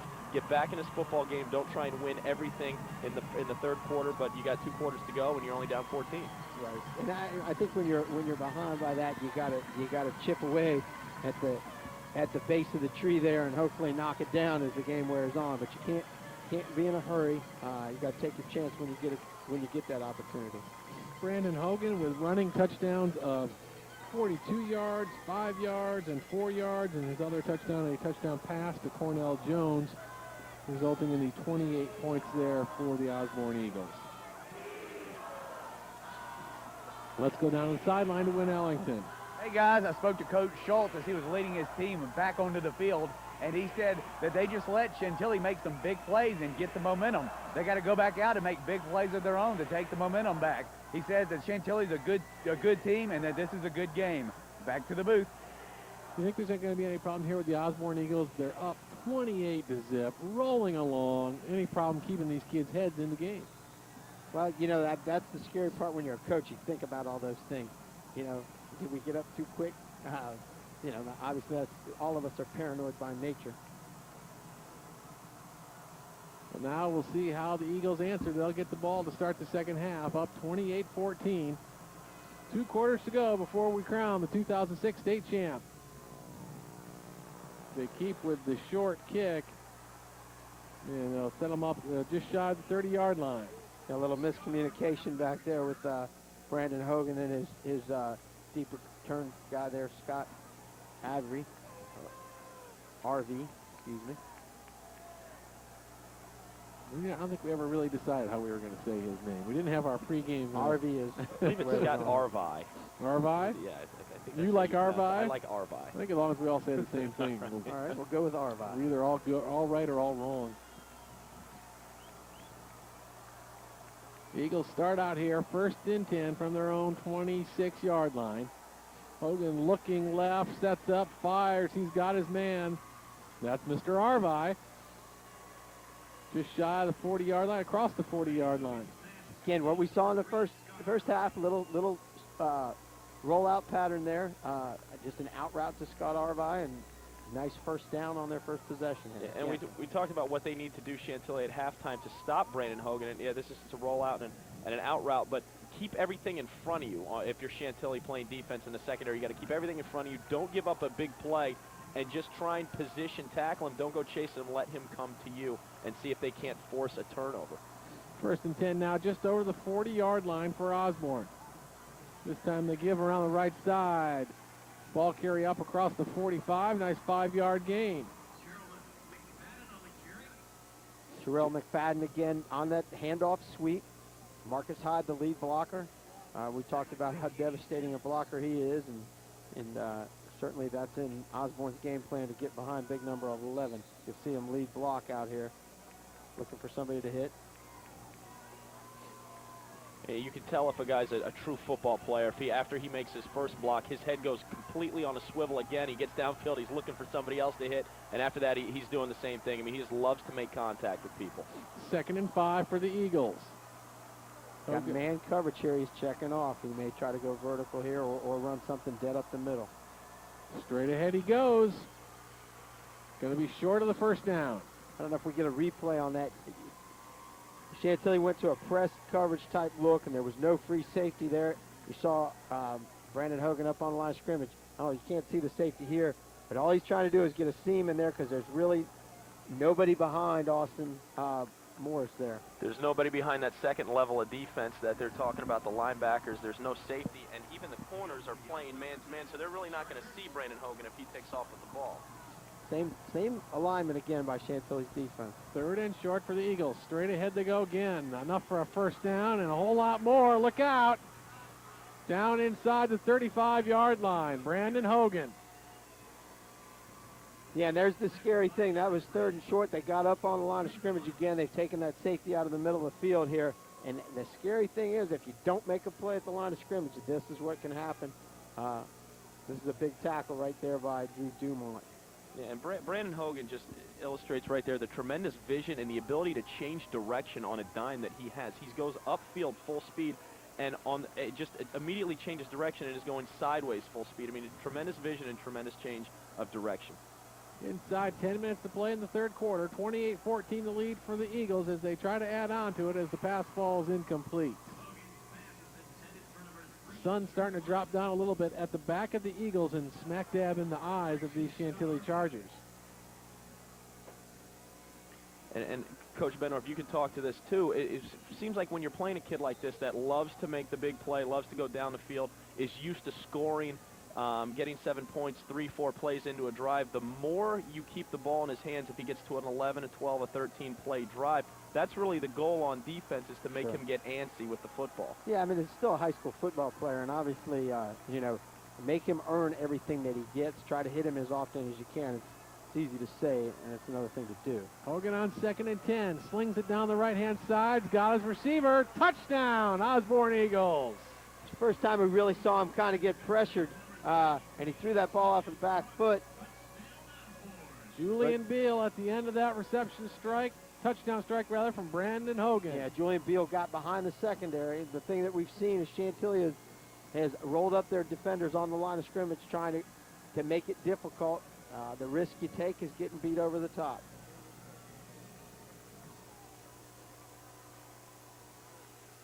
Mike Blewett didn't, and so with 9:43 to go here in the 3rd quarter, Eagles on top, 35-14. Yep.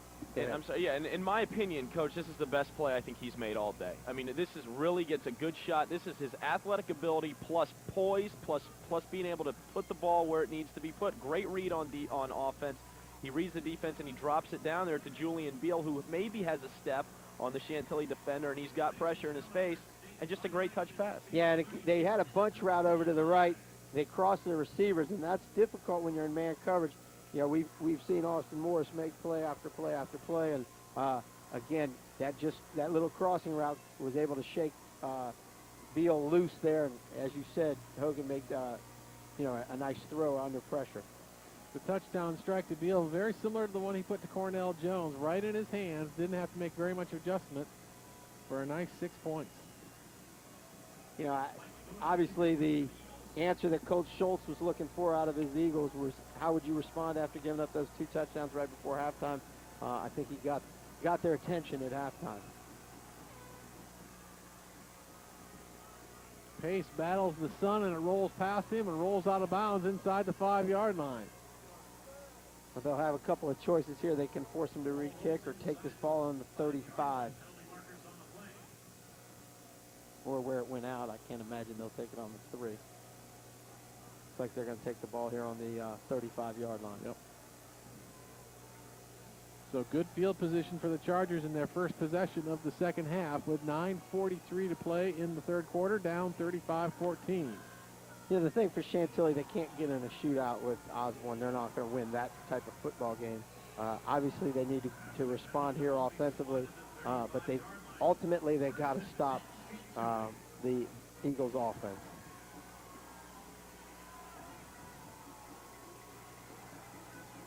Work out now in the shotgun on 1st down.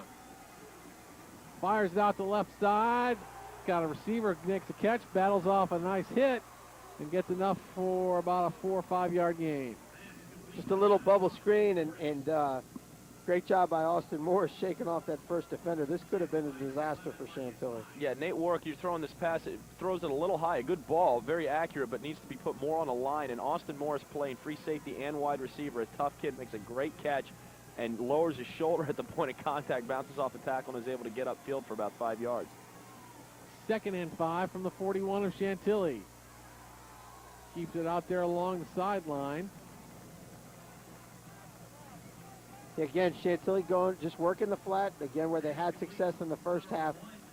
Obviously, Osbourn has gotten them out of their offense, and we're not going to see a whole lot of under center at this point.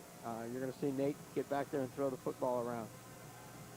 It was a catch, and it was enough for a first down, so 1st and 10 for the Chargers at the 46-yard line. Osbourn has gone to 4 deep secondary. Warwick got some pressure. Down he goes. Played man coverage back there and brought 6 rushers. We're able to get pressure there, which they have seemed to do a pretty good job most of the day today. Blake Matthews coming up to make the stop, make the sack for the Eagles.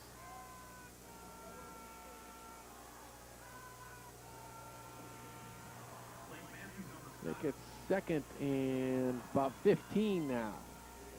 Good look at the Osbourn coaching staff there. Work with 2 receivers down to his right-hand side. He'll roll in that direction. Fires out, almost got his man, but couldn't hold on. Scott Arvai on the big hit. One of the things that we're seeing from Osbourn, Chantilly's been fairly accurate with the ball, but they're making the receivers pay for putting their hands on it. Yeah, they're very physical on defense. Scott Arvai and obviously Marcus Hyde, they love to hit you. Austin Morris couldn't pull it down because Arvai was there with the hit. 8:20 to play in the 3rd quarter. Arvai's listed at 5'9", 160 pounds in the program. Chances are that's 5 or 10 pounds heavy. Now on 3rd and 15. Warwick got a scamper. Still on his feet. Wrapped up though. Hyde drops him all the way back at the 30-yard line. Here's the thing that again, it's not something that Chantilly makes a living on, throwing the football. Obviously, when you know that they're going to throw, it's easy to defend. It's not something that is their bread and butter. Chantilly's got to be careful because they still have not figured out how to stop Marcus Hyde yet. Or excuse me, Brandon Hogan. Brandon Hogan, yeah. Or Marcus Hyde. Yeah. Or pretty much any other Eagle you can name. High snap over Decker's head. Got a throw, and the old quarterback comes out. It's going to be short of the first down, though. Nice save by Decker. There's also going to be a penalty lineman downfield, which is the disastrous thing. Decker found Sims, though. Good heads-up play, and I'm sure this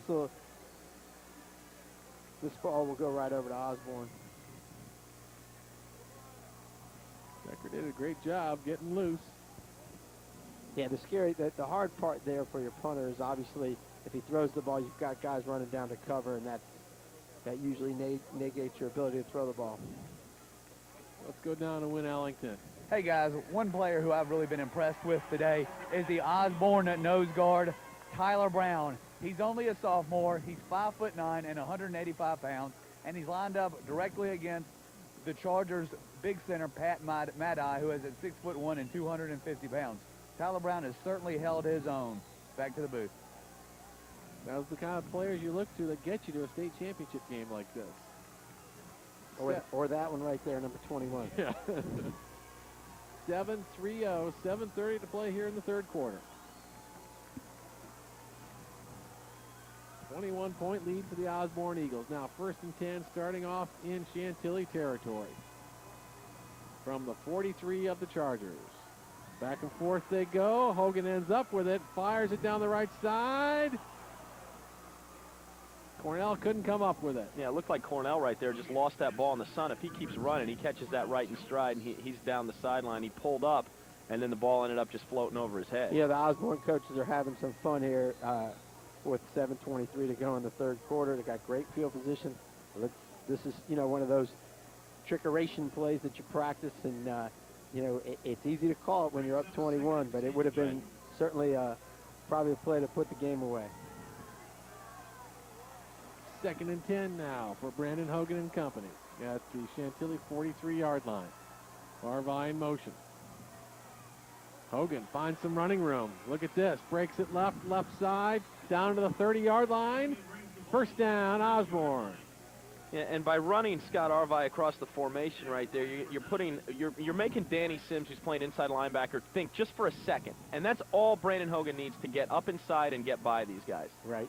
Again, one of the very popular plays that you see in football now is the jet sweep, which is basically what they're doing there out of the shotgun. But when you have such a weapon at quarterback, and obviously he's going out for a play, you put your inside backers in a tough spot. Correction, just shy of that first down. Actually, no, they got a lot more to go. Here they go right side. I was right the first down. It was first down. I was believing the guys with the chains on the far side that had second down up there. The backup quarterback, Tracy Caricio, and Carrico plays defensive back, and he just went in for one play to. Well, I guess he's staying in the ball game.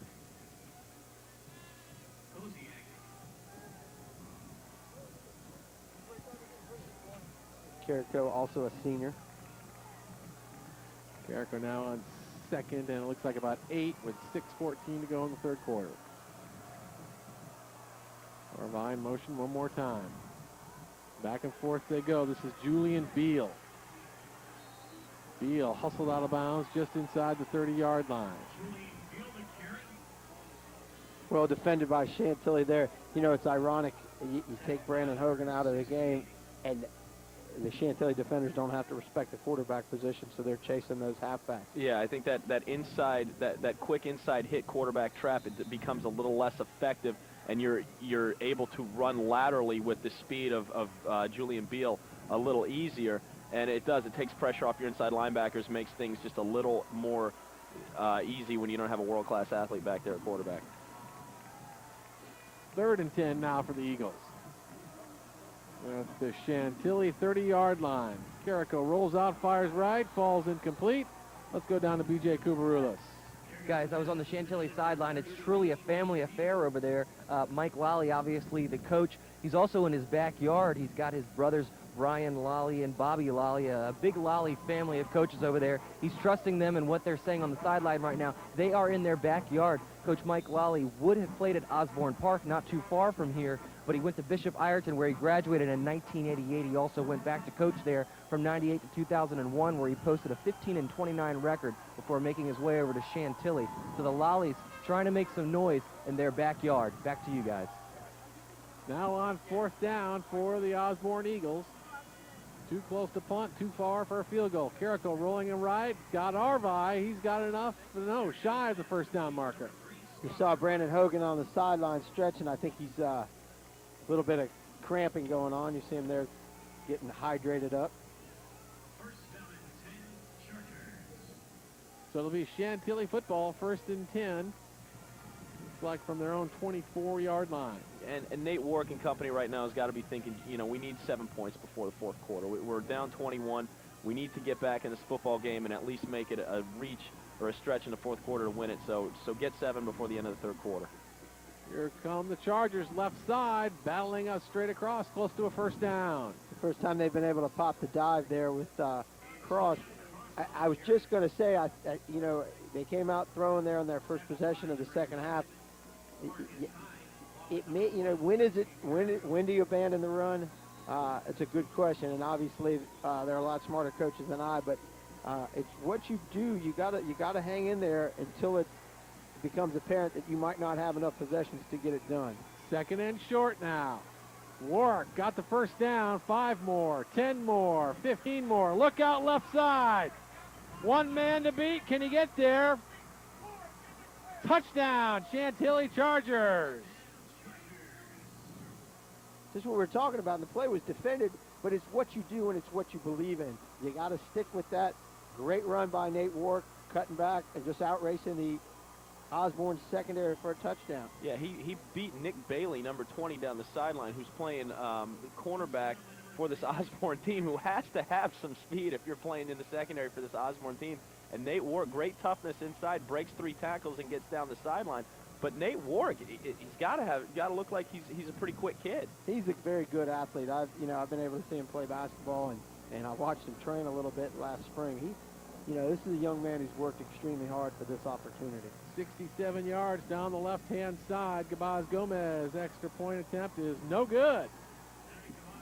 So with 5:03 on the scoreboard clock, it's 35-20 Osbourn Eagles, but the Chantilly Chargers aren't going anywhere. Again, you can see he was hitting the backfield, but it was a great job of breaking a tackle and a nice cut back there. Good block by Drew Dumont, I believe that is, or Chris Chantilly. Yep, Chantilly. Yep. And there's a foot race that Warwick wins. There's a good end zone view of it. They got a good block on Marcus Hyde there.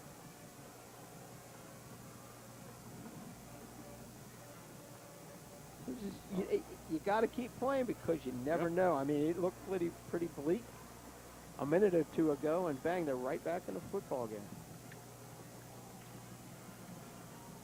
I was watching ESPN Sports Center this morning with the 5A Florida State Championships, and I believe the team overcame a 35-point second half deficit to take a game into overtime. So it happens all the time. And as we said, it's always a possibility that these Osbourn Eagles are starting to relax, starting to shine their trophy already. The other interesting part is about the last 4 or 5 plays, number 21 wasn't on the field. Right. I imagine he will get back on here shortly. Yeah, those cramps will heal pretty quick after when they go down to 14 points. I'm good. 5:03 on the scoreboard clock to go here in the third quarter. Gabaz Gomez, high, end over end. Hogan fires a pass out to the left-hand side. Beal trying to get up the left side, all the way up to about the 40-yard line. Great little wrinkle, and obviously there's a penalty on this, going to bring the ball back even further. But a great job of the Osbourn coaching staff. They'd seen Chantilly kick the ball this way the last couple of weeks and put their best athlete over there, threw a spot pass across the back of the field there, something you did in the backyard growing up. And they're up 14 points in a state championship with about 4 minutes left in the third quarter, and they make this call. There seems to be no fear over there for Osbourn. A lot of stuff they run is very, very wide open, and they seem to not conform and not get they just seem to keep doing it. Right, they're going to put the pedal to the metal. Obviously, that's the way they play, wide open. Well, how often do you see teams get conservative, try to guard that lead, and it comes back to bite them? Sure. At the 16-yard line now, 1st and 10 for Brandon Hogan, who's back in the game. Hogan rolling right, looking right, fires it down the right-hand side, falls incomplete. Trying to get it down there to Tracy Carrico. Carrico, who was in at quarterback not too long ago, those 4 or 5 plays when Hogan was out with the cramps. Again, just what we were talking about. They're wide open. They're not trying to protect the 15-point lead by running it. 2nd and 10 from the 16-yard line for the Eagles.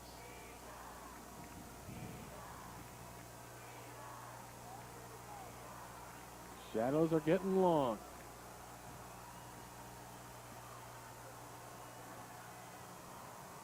Hogan works his way up to the line, calls the signals. There goes Arvai in motion. Hogan's got nothing up the middle, busts it out to the left side, gets it up across the 20-yard line.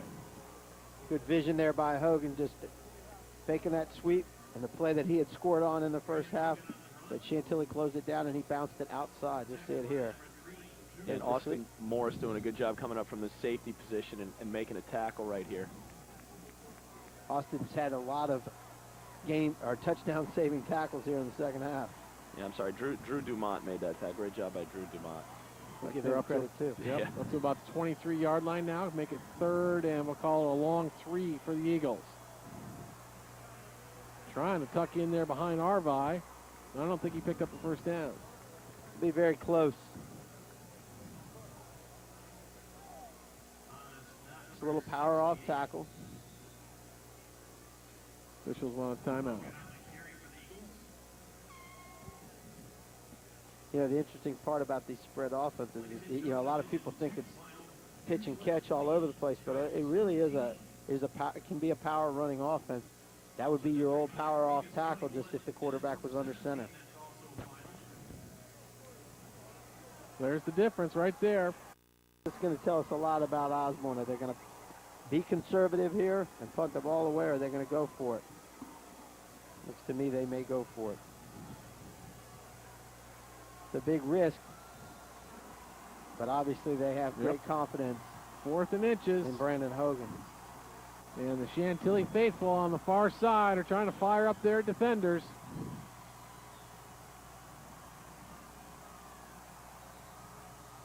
Yeah, penalty flags are thrown. Might have got Chantilly for lining up offside.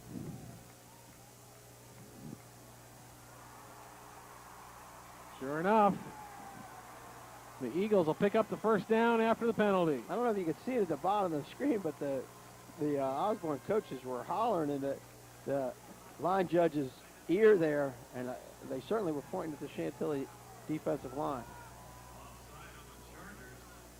The ball just over the 30-yard line now, 1st and 10 for the Eagles.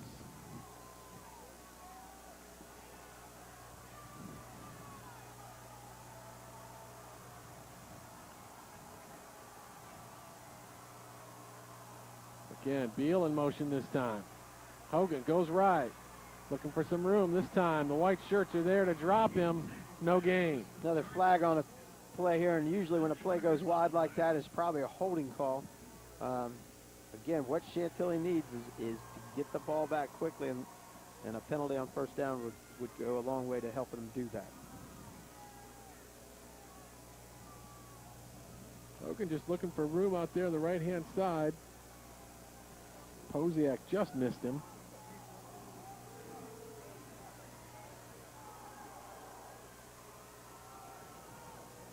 Holding against the Eagles. Back they come 10 yards, so it'll be 2nd and 20 now for the Eagles with 3:07 remaining in the third quarter and a 35-20 lead.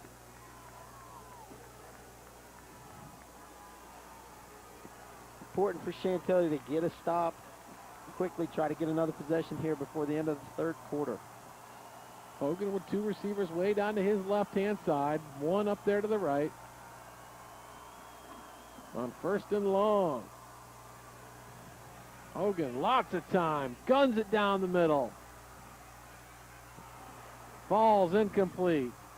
Trying to get down there, Tracy Carrico down the right-hand side. Nice coverage by the Chargers. Ryan Robertson again, who you know, as we were talking about in the first half, got beat for that long play, but he has made that play consistently over and over these 3-4 weeks that he's been in the playoffs. Just great man coverage, running stride for stride, knocking the ball away at the last minute. Yeah, and even Brandon Hogan rolls left and throws back across his body. What an arm. I mean, that ball must have gone 65 yards in the air across the field, and just even better of a job by Ryan Robertson being able to stay with his guy even though the play was moving away from him. Now on 2nd and 20. Back at their own 21-yard line. Firing over the middle, falls incomplete. Little pressure from the backside there. Chantilly was able to get a nice hit on Hogan, which will bring up a punting situation. You know, what seems like is happening now is that Chantilly early in the game was almost playing at a speed lower than Osbourn, and now it seems like they're playing at the same speed. They've caught up to him, and they're all moving. All the players they've caught up to Hogan's speed. They've caught up to what the receivers are doing, and they're keeping up with him. That jumped the gun there. Obviously, it's a third down situation. Now 3rd down. The Silver up to the line of scrimmage. 2:30 to go in the third quarter. Hogan with 3 receivers way down to his left-hand side. He'll run it up the middle, and he's wrapped up and stopped. Yeah, he slipped down. It looked like his knee touched. Yeah, just what Chantilly needed to do. Force a punt here with about 2 Inside of 2:20 to go here in the third quarter. Again, be patient.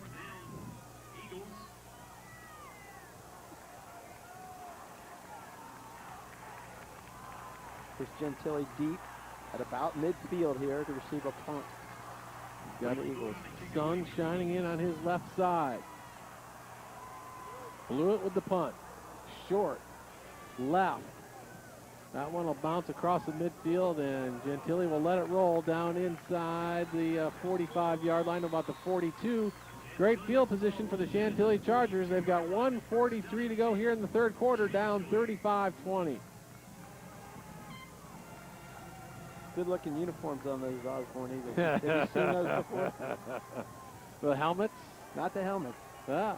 I'm sure you're not a big fan of those helmets. No, I'm not. Being a Michigan State guy. I'm talking about the uniform. They do look a little reminiscent of the. South County I'm trying to think of a good. There I was you looking go. for a good adjective There to throw you go. before South County Stallions. I couldn't come up with anything quickly though. Chantilly comes out throwing, incomplete down the left-hand side.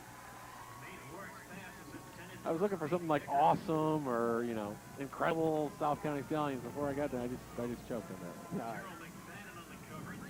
No, it wasn't that I forgot your school. They'll bring up 2nd and 10 now for the Chargers. 1:38 on the scoreboard clock here in the third quarter.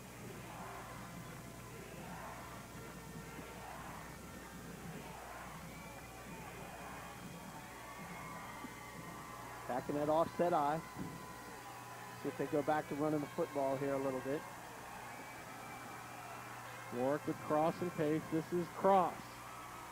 Gets up across midfield, spins his way down to the about the 46-yard line, I Thank believe. you. It's difficult to see here with the can't sun. quite figure it out. Yeah, just a straight dive, which we've seen a lot of. Breaks the arm tackle on Marcus Hyde. Breaks a number of tackles, actually, and picks up 14 yards there. Yeah, and that's really the first, maybe second time we've seen that trap play pop for Chantilly, and it seems like things are loosening up a little bit over there on the Osbourn side of the ball on defense. Now on 1st and 10, Warwick runs that option, keeps it, picks up about 3-4 yards on the play. Yeah, I think the thing that is apparent with Chantilly is, what we talked about at the top of the broadcast was, they seem to be the more physical team, and as the game's wearing on, they seem to be wearing Osbourn down a little bit. That's why, we're winding down here at the end of the third quarter. This game is far from over. Now at the 42-yard line of Osbourn. 2nd and 5 for the Chargers.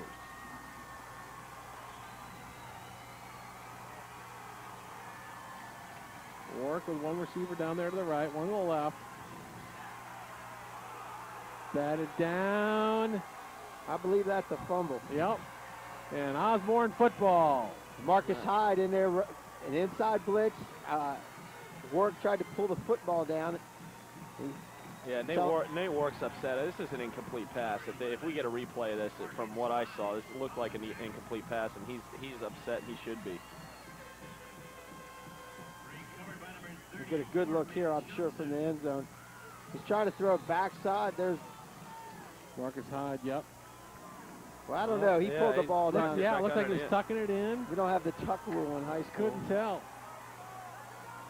Nevertheless, Osbourn takes over inside, just on their side of the 50-yard line here with 25 seconds to play in the third quarter. Look at this. Marcus Hyde now carrying the ball.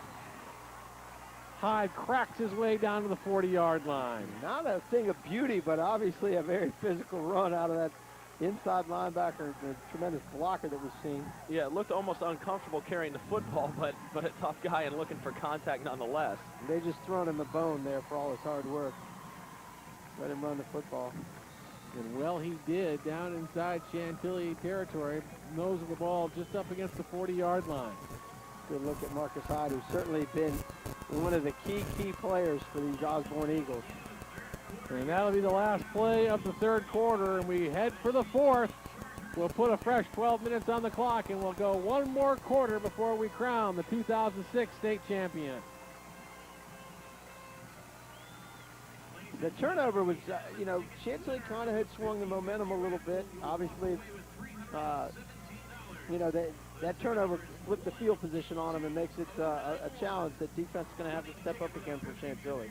Well, the last time I told you how to get a copy of this ball game, I made the off comment that Chantilly wouldn't want their copy, but I think they're coming back now, and they would definitely like to see how this one ends up, and I'm sure you do.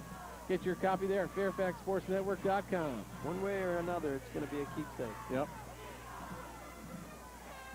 First and 10 now from the 40-yard line of Chantilly. Well, he's definitely seen the Coach Schultz go for the jugular mentality here. Let's see if they take a shot.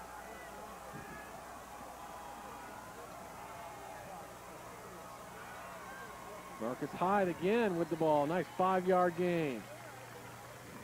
Yeah, really the first time or second time we've seen Marcus Hyde carry the football all game. You got to wonder if Brandon Hogan's cramping up again. But still, he's an effective running threat as well. Yeah, he's a big physical young man. Obviously, there are opportunities to eat some clock here, and we see how effective he is. And, you heard about it at the top of the broadcast. He's a kid who spends time watching tape and lifting weights, and obviously it's paying off in the biggest game of his career. 2nd and 5 now for the Eagles. Hogan lofts it down the right side, falls incomplete. Looks like Julian Beal, the intended receiver. Austin Morris on the coverage. Been doing a great job all day, has Austin. Yeah, I think that's what they were trying to do, and obviously his leg is fine moving around there throwing the football, but Marcus Hyde might be their conservative threat, giving him the football and trying to take some time off the clock and get that 4 or 5 yards at a time with him. Just buy some time, let the energy level come back to Brandon Hogan. 3rd down now for the Eagles. 11-17 to play in the ball game. Up 35-20. Beal in motion. Hogan will run it left side. Going to be close to the first down. Yeah, just again a little power off tackle there, trying to pick up the first down. They'll bring up 4th and short. And again, if Osbourn's happy with that because the clock's going to run, they'll just bring their power, little single wing look in here and try to power it again, I'm sure, on 4th down. 4th and short. Clock inside, 11 minutes to go.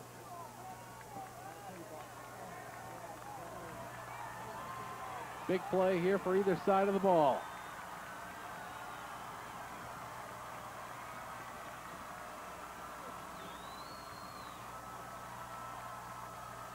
Everybody in tight for the Eagles.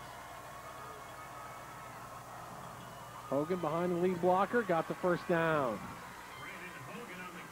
Yeah, we've seen how gifted he is, juking and trying to outrun defenders. There, you saw him just put his head down and bull for that first down. Yeah, that was simply the line of Osbourn beating the line of Chantilly right there, and little Brandon Hogan kind of falling in behind.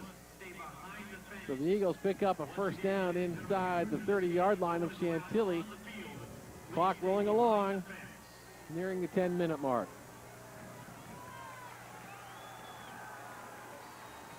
Hogan and company, 1st and 10. Looking for Marcus Hyde. Fires it behind a host of receivers, falls incomplete.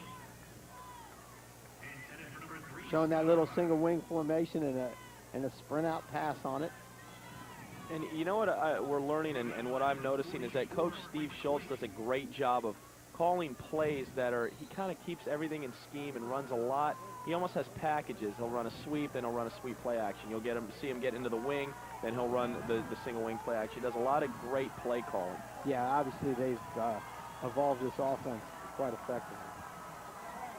2nd and 10 from the 28-yard line of Chantilly. Hogan fires, got his man, enough for a first down. Ornell Jones, the receiver. Nice job of catching that football with his hands. That was a dart that Hogan threw in there on a little shallow slant. Good job getting down, getting that first down on the 15, I believe. 1st and 10 from the 15-yard line of Chantilly.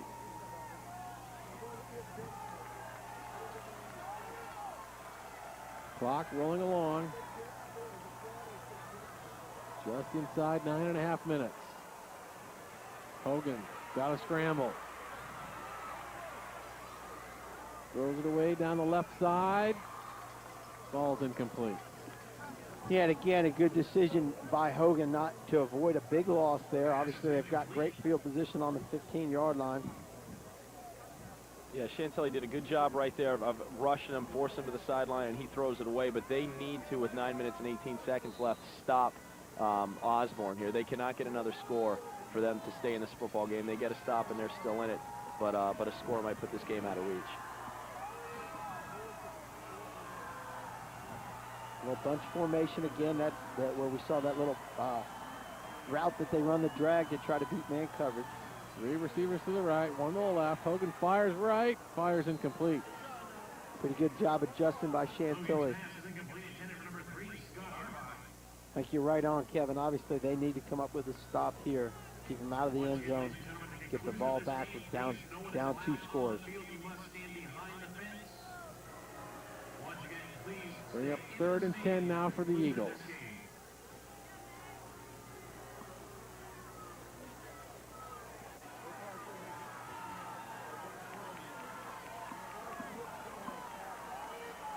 Hogan brings his Eagles up to the 15-yard line of Chantilly.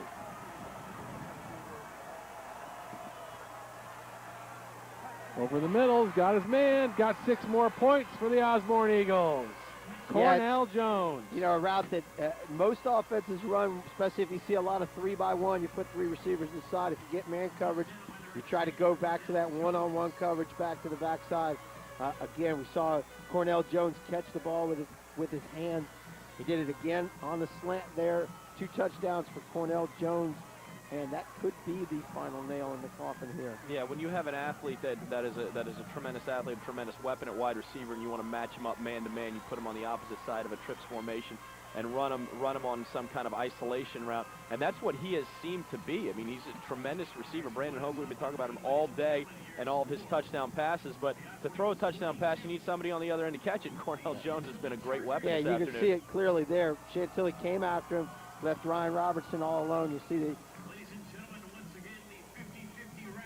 just one-on-one there, and that's pitch and catch. Nice throw again by Brandon Hogan. So with 9:10 to play in this one, it's a 42-20 lead for the Osbourn Eagles. You know, let's go down to B.J. Kubarulis on the sideline.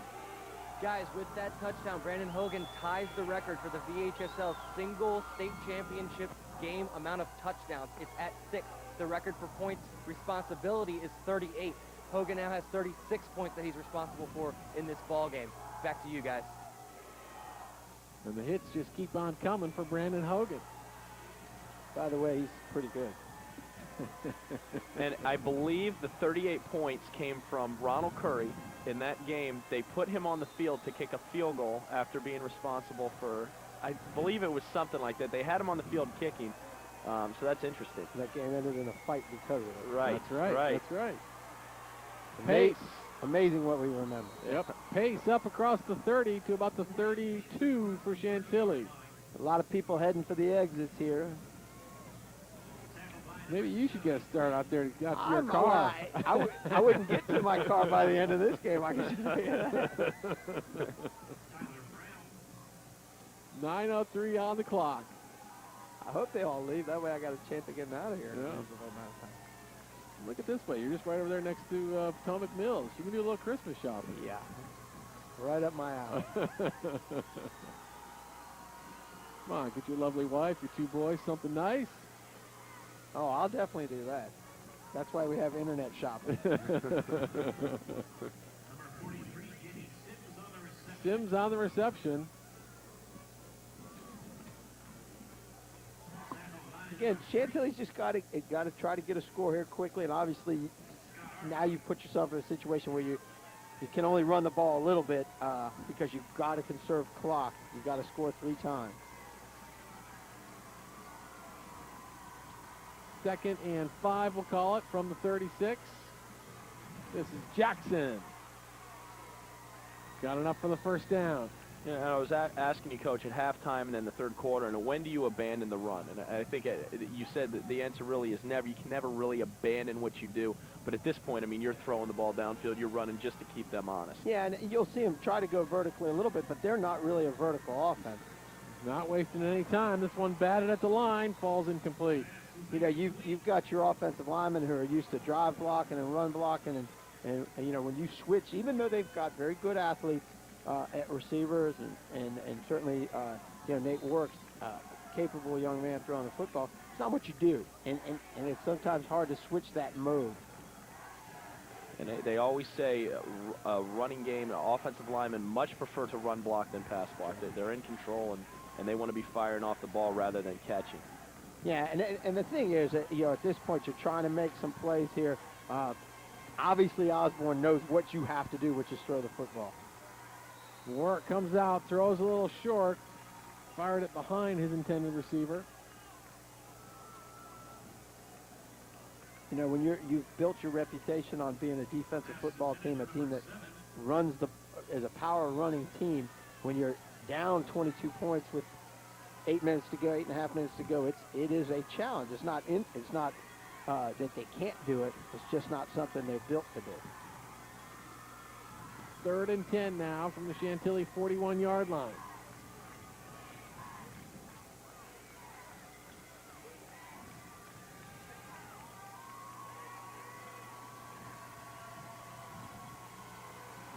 Warwick on 3rd down, fires it to Chantilly. Gain of about 5. Bring up a 4th down and 5 again. A quick hitch route there. And that was a good job by Gerald McFadden, a cornerback for Osbourn, closing. They do a great job of closing on Chantilly's wide receivers. Yeah, they'll be willing to let him get 4 or 5 yards here and keep that clock running. Now on 4th down, got enough for a 1st down inside Eagle territory. Austin Morris, the receiver. See how physical Austin Morris is. We saw that earlier in the game. He catches a little hitch route and is able to break a number of tackles right there at the point of attack.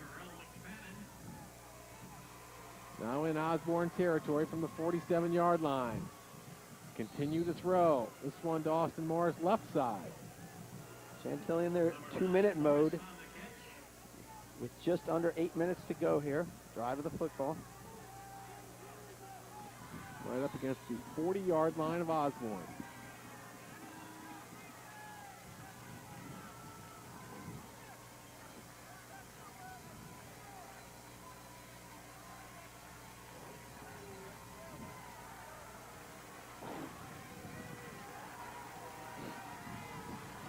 Work up to the line, 2 receivers to his right, 1 to the left, going right. Got to pull it down and run. Nice run. Looks like he got enough for the 1st down. Good decision by Nate. He got some pressure off his blind side, was able to feel it, duck it up in there, and pick up an important 1st down again and stop the clock. Yeah, Nate Warwick, without a doubt right here, takes his eyes off downfield and then gets forward for a 1st down. It runs very well, is very agile, and has a surprising speed. 1st and 10 at the Osbourn 34-yard line. Jumped off on the right-hand side. Looks like Danny Sims went a little early. Danny feeling a little press coverage there, trying to beat his man because he knows if he can get by him, there's probably not a whole lot of over-top help.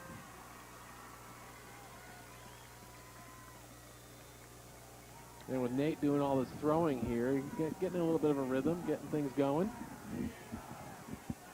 Much more likely to hit the open man. Clock stands at 7. Nope, now rolling along inside 7:20 to play here in the ball game. 42-20, Osbourn Eagles on top.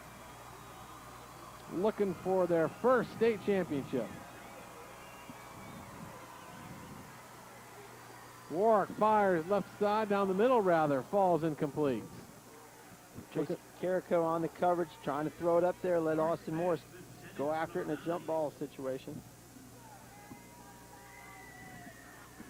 And now that they've got into a situation where they need to throw the ball downfield, they've moved Austin Morris. He's playing a lot more wide receiver, a great athlete, and definitely a guy that can go up and get the ball for you.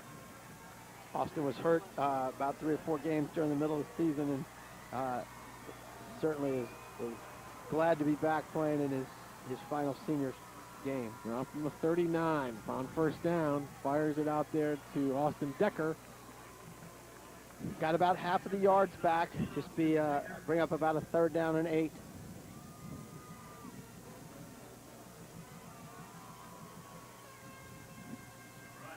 Clock ticking away. No on 3rd down. Warwick with lots of time. Pointing deep, throwing deep. Looking for Danny Sims. Fight for the ball. And interception by the Eagles. Nick Bailey, the safety back there. Just a jump ball situation that Danny Sims has won a number of those, but today Nick Bailey came down with it. Nate could have just gotten a little more oomph on this one. I think he would have gotten it down there to Danny. Yeah, this is a tremendous play by Nick Bailey, being way undersized, and Danny Sims probably outweighing him by 50, 60 pounds at least, and 5 inches. And Nick Bailey gets up and fights him for the ball and ends up coming down with it. Beat down the sideline by Nate Warwick earlier, but makes up for it. Now, if you're Chantilly, you got to try to hope for a turnover down back inside the 5-yard line here. Ball on the 3-yard line of the Eagles. Put his head down and straight forward goes Brandon Hogan. It's time to start running some timeouts here, too, because you're going to need 3 possessions. Clock rolling, 6:15 to go here in the ball game.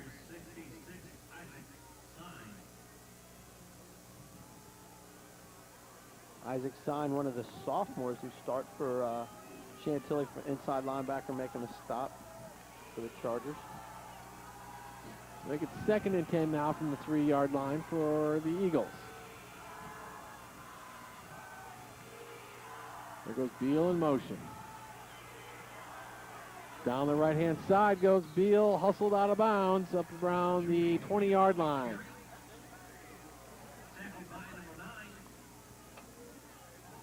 Following Marcus Hyde there, number 11, the big fullback, lead blocker. Yeah, the big fullback, inside linebacker, tailback, just tremendous football player Marcus Hyde is, and a guy that you just, if you love football, you love to watch him play because he just loves contact and loves making tackles, and you can tell. The interesting thing, that you can see on these sweeps is when he makes contact, all of a sudden there's a 5-yard gap. Right. And he's just knocking people back. Yeah. 5:41 on the clock. Big first down there by Osbourn.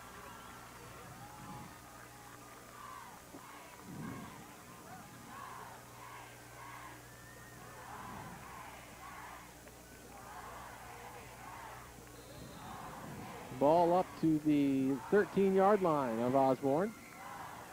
Taking their time.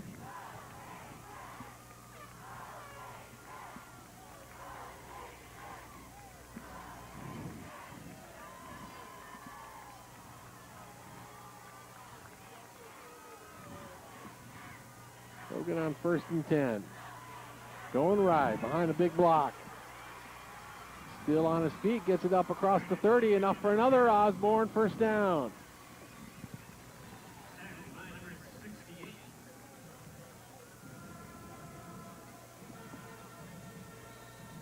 Again, a scary proposition there, and they're willing to run. Osborne's willing to run the football to try to chew up this clock as we get inside of 5.5 minutes.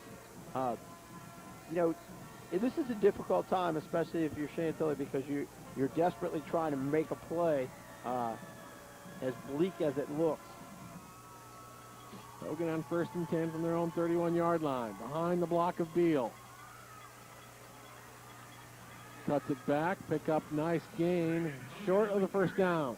Good job of Brandon Hogan turning back Yeah. into the field of play to keep that clock running. Yeah, he's a tremendous runner, he's a tremendous passer, and he has a brain too, and that's scary. And he has poise and confidence back in the pocket. He is everything that everybody has said he was.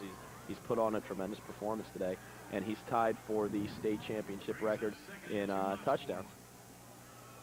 Bring up So 2nd did and he sell 2. popcorn is my question. Right.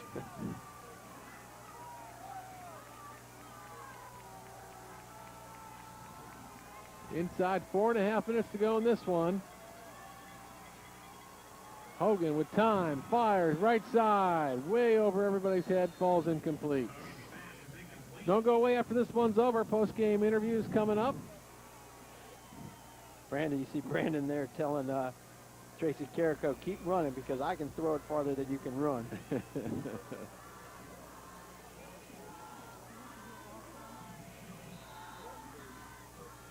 Let's go down to Win Ellington.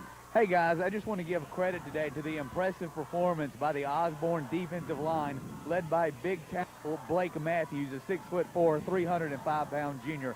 They've really done an excellent job of nullifying the Chargers' rushing attack. Back up to the booth. Now on 3rd and about 2 for the Eagles. Keep it on the ground. Keep that clock rolling. Enough for another first down. Which, of course, will stop the clock with 4:11. And it's, yeah, there's 4:11 on the clock. Obviously hanging on for dear life right now. And you know, regardless of whether they win this game or not, which it doesn't look like they are, great season, you know, for them. And they played terrific. They're a great team and showed a lot of guts, even being down 28-0 in the first half, getting it to a 14-point lead. You know, they were 7-3 in the regular season, got off to a very, very good start. You know, dropped a couple Concord games right down the stretch there. But Mike Lawley and his defensive staff, offensive coaches have done a great job of building this team. They've played tremendous, tremendous football down the stretch. Hogan on 1st and 10. Marcus Hyde, the ball carrier, stacked up at the line for no gain. And you talk about coaching and your ability to win a game and plan for a football game. You can't plan for Brandon Hogan. There's nobody that's on your team that's going to be able to run that scout quarterback that's going to be able to recreate him and what you're going to face. And the True, and I think that the scheme also helps him because it spreads the field. We've seen Chantilly play great team defense. You know, Verina had tremendous athletes, but they weren't able to spread the field and have the playmaker at quarterback for Brandon Hogan, a threat to run and throw. Hogan fires it out to the right-hand side. Got some room. 5-10. Spins his way. Nice gainer. Another Osbourn first down. Corey Turner, the receiver. I mean, we're getting, you know, and obviously we're inside of 3 minutes here, and you're seeing them still run their offense just as though it was a regular, you know, the game was in the middle of the game and the clock, and they had to score here on this drive. This is their state championship drive. They're going to try to run this entire clock out. Yeah, and it seems like they're just as comfortable running that shotgun, that spread formation. That is their end of game. You know, that's how they're so comfortable. They don't need to go into an I formation or anything like that. Now from the Chantilly 48-yard line, this is Beal. Nice gain of 5, 10, more than that, enough for another. Osbourn first down. Yeah, we got a penalty. He's going to bring this one back. Looks like maybe a holding penalty, but again, Julian Beal, who's a very gifted runner himself, is a nice weapon that they have.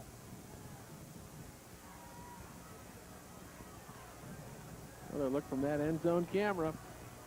And here you're going to say it's just another, you know, this is a ground attack, a running play, but just another misdirection play that they run to run the clock out, and it just seems like everything is working for them. Yeah, and it works off of Brandon Hogan. Obviously, that play's not as effective when Brandon Hogan isn't the run threat that he's going the opposite direction.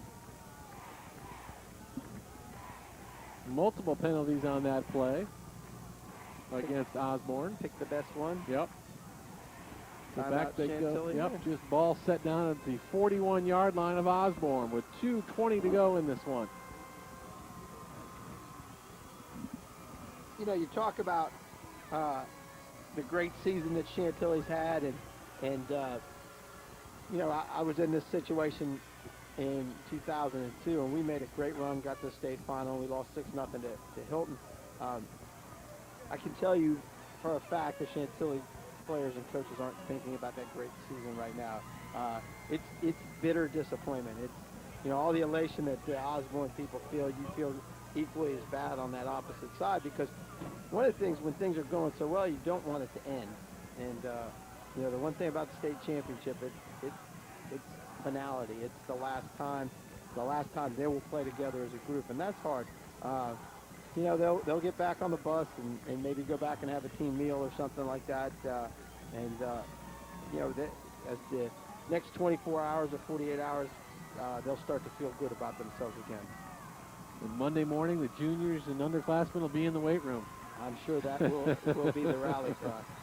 Hogan down the right-hand side. Looks like he got one more yard than he needed for the first down. Yeah, and that's such a true statement that it never ends. You're a junior, and that's a test to coaching, is that you do, even after such a heartbreaking loss like this one is going to be, Mike Lally on Monday morning, you still have juniors that are now seniors that you have to treat. We did have a great season last year, but none of it matters to that junior that's going to be a senior. Yeah, he wants to get back there. And I can tell you for a fact that you're emotionally, physically drained, and yet you have to recharge yourself. You have to refocus yourself, and you also have to give credit and pay homage and your seniors. They're a critical part of your family, and it is as for a coach, it is an extremely difficult time, win or lose. Certainly you'd like to be on the winning side, but it is truly a tough time. We'll bring up third down for Osbourn. I was mistaken calling out the first down. They had just gotten back up after the penalty yardage, back up to their original line of scrimmage. So this will be third and about 7, we'll call it, for the Eagles. Clock right around that 2-minute mark. 42-20, Osbourn Eagles heading for their state championship. You see the Osbourn players celebrating on the sideline. The TV cameras are there. They accomplished a 14-0 season, and obviously they're a very talented bunch. But there's a lot of things that go into that season, a lot of adversity I'm sure that they've had to deal with. And a lot of hard work that's gone in over the years to get to this point. Hogan and company now on third down. And the big purple are there to stop them for no gain. Chantilly burn their last time out here and bring up a fourth down situation. Yeah, and you talk about that season, Coach, and the closest game that they played in was a 14-13 win against Potomac in the third week. But to look at, we always consider the northern region pretty much being the premier, having great talent. Looking at some of these scores, they're not blowing teams out. I mean, they're playing tough teams, and to be able to put together a 14-0 perfect season, that's a tremendous accomplishment. Yeah, to go undefeated in anything is, and I don't care what the sport is or what is truly, because everything's got to go right. You got to be a little bit lucky. You got to be fortunate, and certainly you got to have players, which Osbourn has, and obviously their coaches have well prepared them. We talked about how good their scheme is offensively, what they do, and they adjusted well defensively to what Chantilly does. All those things have to align for you to do what they're about to accomplish right here. Now 4th and 8 for the Eagles from the Chantilly 45-yard line. And jumping offside on the right side of the Chargers. Not enough to give them a first down, but it'll help them. We've gotten a chance to watch Chantilly play the last 4 weeks here, and they really, again, have rallied as a group, as a school. We've seen the tremendous fan support that Chantilly has. It was a school that had a pretty good tradition of been very good in almost all sports through the 90s. There you go, the news messenger. How about that? But again, what I was saying about Chantilly, they've done a great job, not only their football program, but Terry Brown and his staff over there to really have turned Chantilly back, where they're right on top, in the northern region in a lot of sports. Now 4th and 3 for the Eagles. Do they keep the drive going? Hogan fires, got his man Arvi, enough for a first down. Spun out of bounds at about the 30. Stops the clock with 1:49 to go here in the ball game. There's a penalty in there late. I don't know what that was.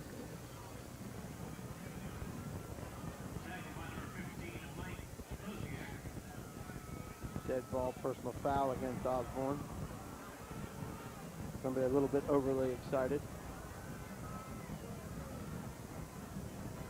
Tell you what, they're up 22 and they're still pitching it. Yep. Yeah, it's pretty impressive. We've been talking about it, but how they've stuck, they've danced with who brung them. They've stayed with what they do, didn't get conservative. They just kept playing Eagle football. I think this is still going to be a first down because it was a dead ball. There's a state championship trophy. The runner-up trophy obviously is a smaller one. The one you don't want. But I bet you'd rather put that one in your trophy case than be home right now watching this one. True. It is first down now. Hogan, left side, picks up about 1 yard on the play, keeps the clock rolling. 1:40 to go in the game.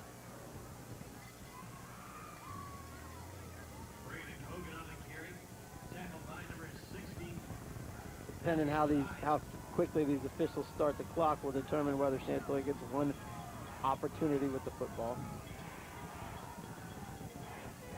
2nd and 9 now for the Osbourn Eagles, taking their time.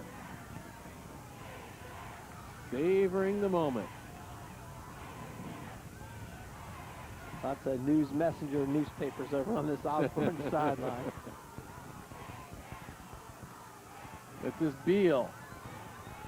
Cuts it back up the middle, picks up about 5. Good Clock inside a minute. Good cut by Julian Beal. Turn that ball back up in the middle of the field. Yeah, you talk about Brandon Hogan, and we've talked about him enough already, and he's a great athlete. But this team is top to bottom on offense. They have some people that can help him out, no question. Yeah, I mean, obviously he's the trigger man, and he makes the show go, but he does a great job getting to all these guys are good. Getting ready for the Gatorade bath here.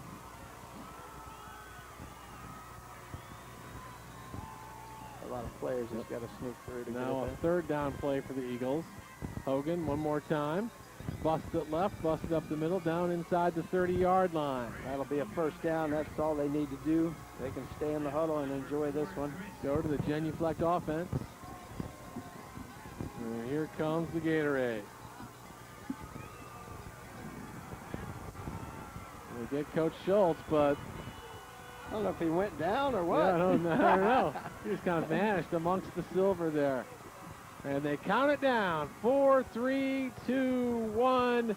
The Osbourn Eagles are the 2006 Division VI Virginia State champs.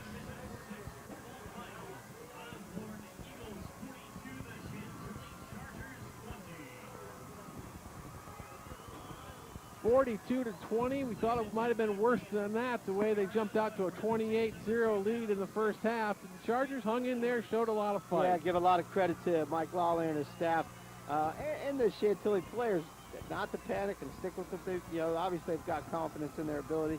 They hung in there, put up a good fight, but it was just a little bit too much Brandon Hogan at the end. Post-game interviews coming right up with our cast of sideline characters, so stay tuned for that.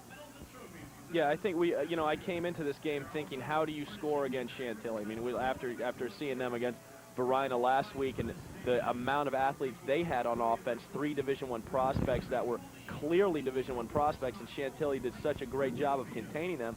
You're thinking, how do you score on Chantilly? And then after the first quarter, you're thinking, how do you stop Brandon Hogan? And that was, I think the difference is they had the ability to go sideline to sideline. We found out how. Yeah. Just getting ready. He plays on his team, though. Just getting ready to interview Brandon Hogan, and Marcus Hyde came up and said, "No, you're not. No interviews for you just yet." And I think Win Ellington is down there, just ready to have some words with Brandon Hogan. His bodyguard turning on him right there. Let's go down to Win Ellington. Hey guys, I'm down here with our MVP, Brandon Hogan. You accounted for 6 touchdowns today. How do you do it? Just go out and execute. That's all you can do. Plays call, you can fire what you gotta do. How does it feel to be state champions better than anybody else? Feels good, feels real good. Your teammate played a big part in this, especially the guy who just tackled you, Marcus Hyde. How did it feel to be? Yeah, he hit you harder than he hit some of those Chantilly players. Tell me about what it's been like to have him as a teammate. it feels good. I mean, we were on freshmen together. Sophomore year, we both moved up, so we basically been together through our whole high school career. It's lovely having them on the same team and not having to play against them. Now, this team has come a long way. 3-7 2 years ago. You were starting quarterback back then. What did it take to get to this point? Hard work. That's all it was. Hard work. You're going to be a West Virginia Mountaineer next year. How excited are you about that opportunity? Real excited. Real excited. Can't wait to go. Well, we'll let you get back to your team now. Congratulations again. Thanks. Poise, composure, good attitude. He's got it all. Yeah, young man's got a lot of charisma, and obviously for him to lead this team, and you know, you heard it. They were 3-7 2 years ago. He got the chance to be the starting quarterback. I believe he's, 26-2 or whatever in his high school career as a starting quarterback. He's definitely a winner. Yeah, and that's the difference between a guy that's a high school superstar and then ends up being a college superstar and eventually a professional. Is he's a professional right now. You know, he's got the world. He just won the state title, and he's poised. All right, back down to Win Ellington. Hey guys, I'm down here with a winning coach, Coach Steve Schultz. Coach, how proud are you of your team? Yeah, it's extremely proud for our entire community, the city of Manassas. I can't thank the coaching staff. I just got a great bunch of football minds that, you know, we just work really hard, and so have the kids, and so it's just extremely exciting for our program to get to this big state championship game and come away with a win, play really well, and so I'm proud of that. What pleased you most about your team's performance? I was really upset there coming out of halftime. We gave up a couple scores and let them get momentum, and so we settled them down at halftime, and we just told our kids, let's just go play ball.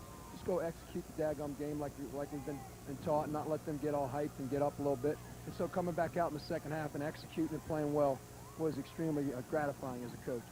You told me before the game, you're #1 skilled player in the nation in Brandon Hogan. What do you have to say about his performance today? I think the proof is in the play that he has today. He just is all over the field. He can execute our scheme, and so we're really excited. Scotty Arby, yeah, we get a ring, and so the kids are pumped.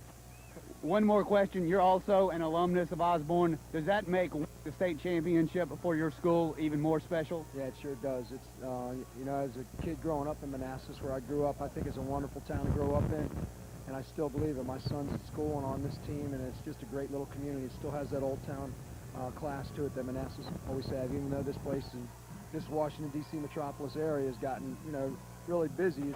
Manassas is still special, and so I'm proud of that. I'm proud for the community and these guys. Thank you for your time, and congratulations once again. Much. Thanks. So as we mentioned it, they not only did they win the state championship, but the perfect season. Nobody defeated them. They run the table, and as we said, everything that goes into that, talent, luck, everybody staying healthy, it takes so much to go into that. And I think that, just as much as the state championship, that's what they'll remember, that nobody could beat us that year. Yeah, Kevin, you've been on an undefeated team that won a state championship, so you could speak to that. You can't describe in words what it takes to go undefeated and win your state championship, and for Coach Schultz to win it at his high school that he went to, his hometown that he lives in, and his family's growing up. It is kind of a fairy tale story, but all those things you talked about, you can't put it into words. Injuries, having the right players, people not being sick, getting the breaks when you need them, and calling the right plays, pushing all the right buttons. That's not an easy thing to do. Obviously that makes it all the more special. Yeah, it's a year-long process. I think at the end of that year leading up to that, which was my sophomore year, ended up being my junior year, you won. That the morning after, I still remember to this day, I can't describe the feeling. It was unbelievable, and I still will never forget it. It's just something about working with a team of guys and everybody being there and going through the hardships, because it's not the great moments, the easy moments. It's the hard moments that you get through to finally get to that night and that morning. It's just remarkable, and it's still today one of the greatest feelings that I've ever had in my life. How long does it take for it to sink in that you're the state champs and that you went undefeated, as we look at the victorious Eagles? Well, for me, it wasn't the night out. It wasn't after the game. It was hours. It was the next morning. I was walking around the next day in school, and it just hit me, and I just could not believe it. It was unbelievable. Well, I think the other thing that goes along with that is it takes a while to sink in, but it never goes away. Right. And, you know, Kevin's sitting here, he can tell you, I'm sure he can relive that moment and that sense of elation and accomplishment, you know, that goes with this accomplishment. It is very special. Yeah, it's more of a you work, and then finally you look around and there's nothing left to be done, and your team is the best, and there's nothing left to be done, and you can finally relax for a minute, and that's the feeling. That's the great feeling that you get. Nor is there much else we can say about this one. The Osbourn Eagles take home the state crown 42-20 over the Chantilly Chargers. We'd like to thank Fairfax Volvo and VW. If you're looking for a Volvo or Volkswagen, you got to go see the Giant. Also, we'd like to thank CCI Screen Printing Incorporated, the complete apparel design company and outfitters of the FSN crew. Thanks for joining us here on the FSN Game of the Week. Basketball season right around the corner. Stay tuned for that. Once again, the Osbourn Eagles take home the Virginia State crown 42-20 over the Chantilly Chargers. Matt Fetters along with Kevin Kiley, Pete Bendorf, Wynn Ellington, Michaela Bitzer, and BJ Kubarulis, and everybody here at the Fairfax Sports Network. So long until the next FSN Game of the Week.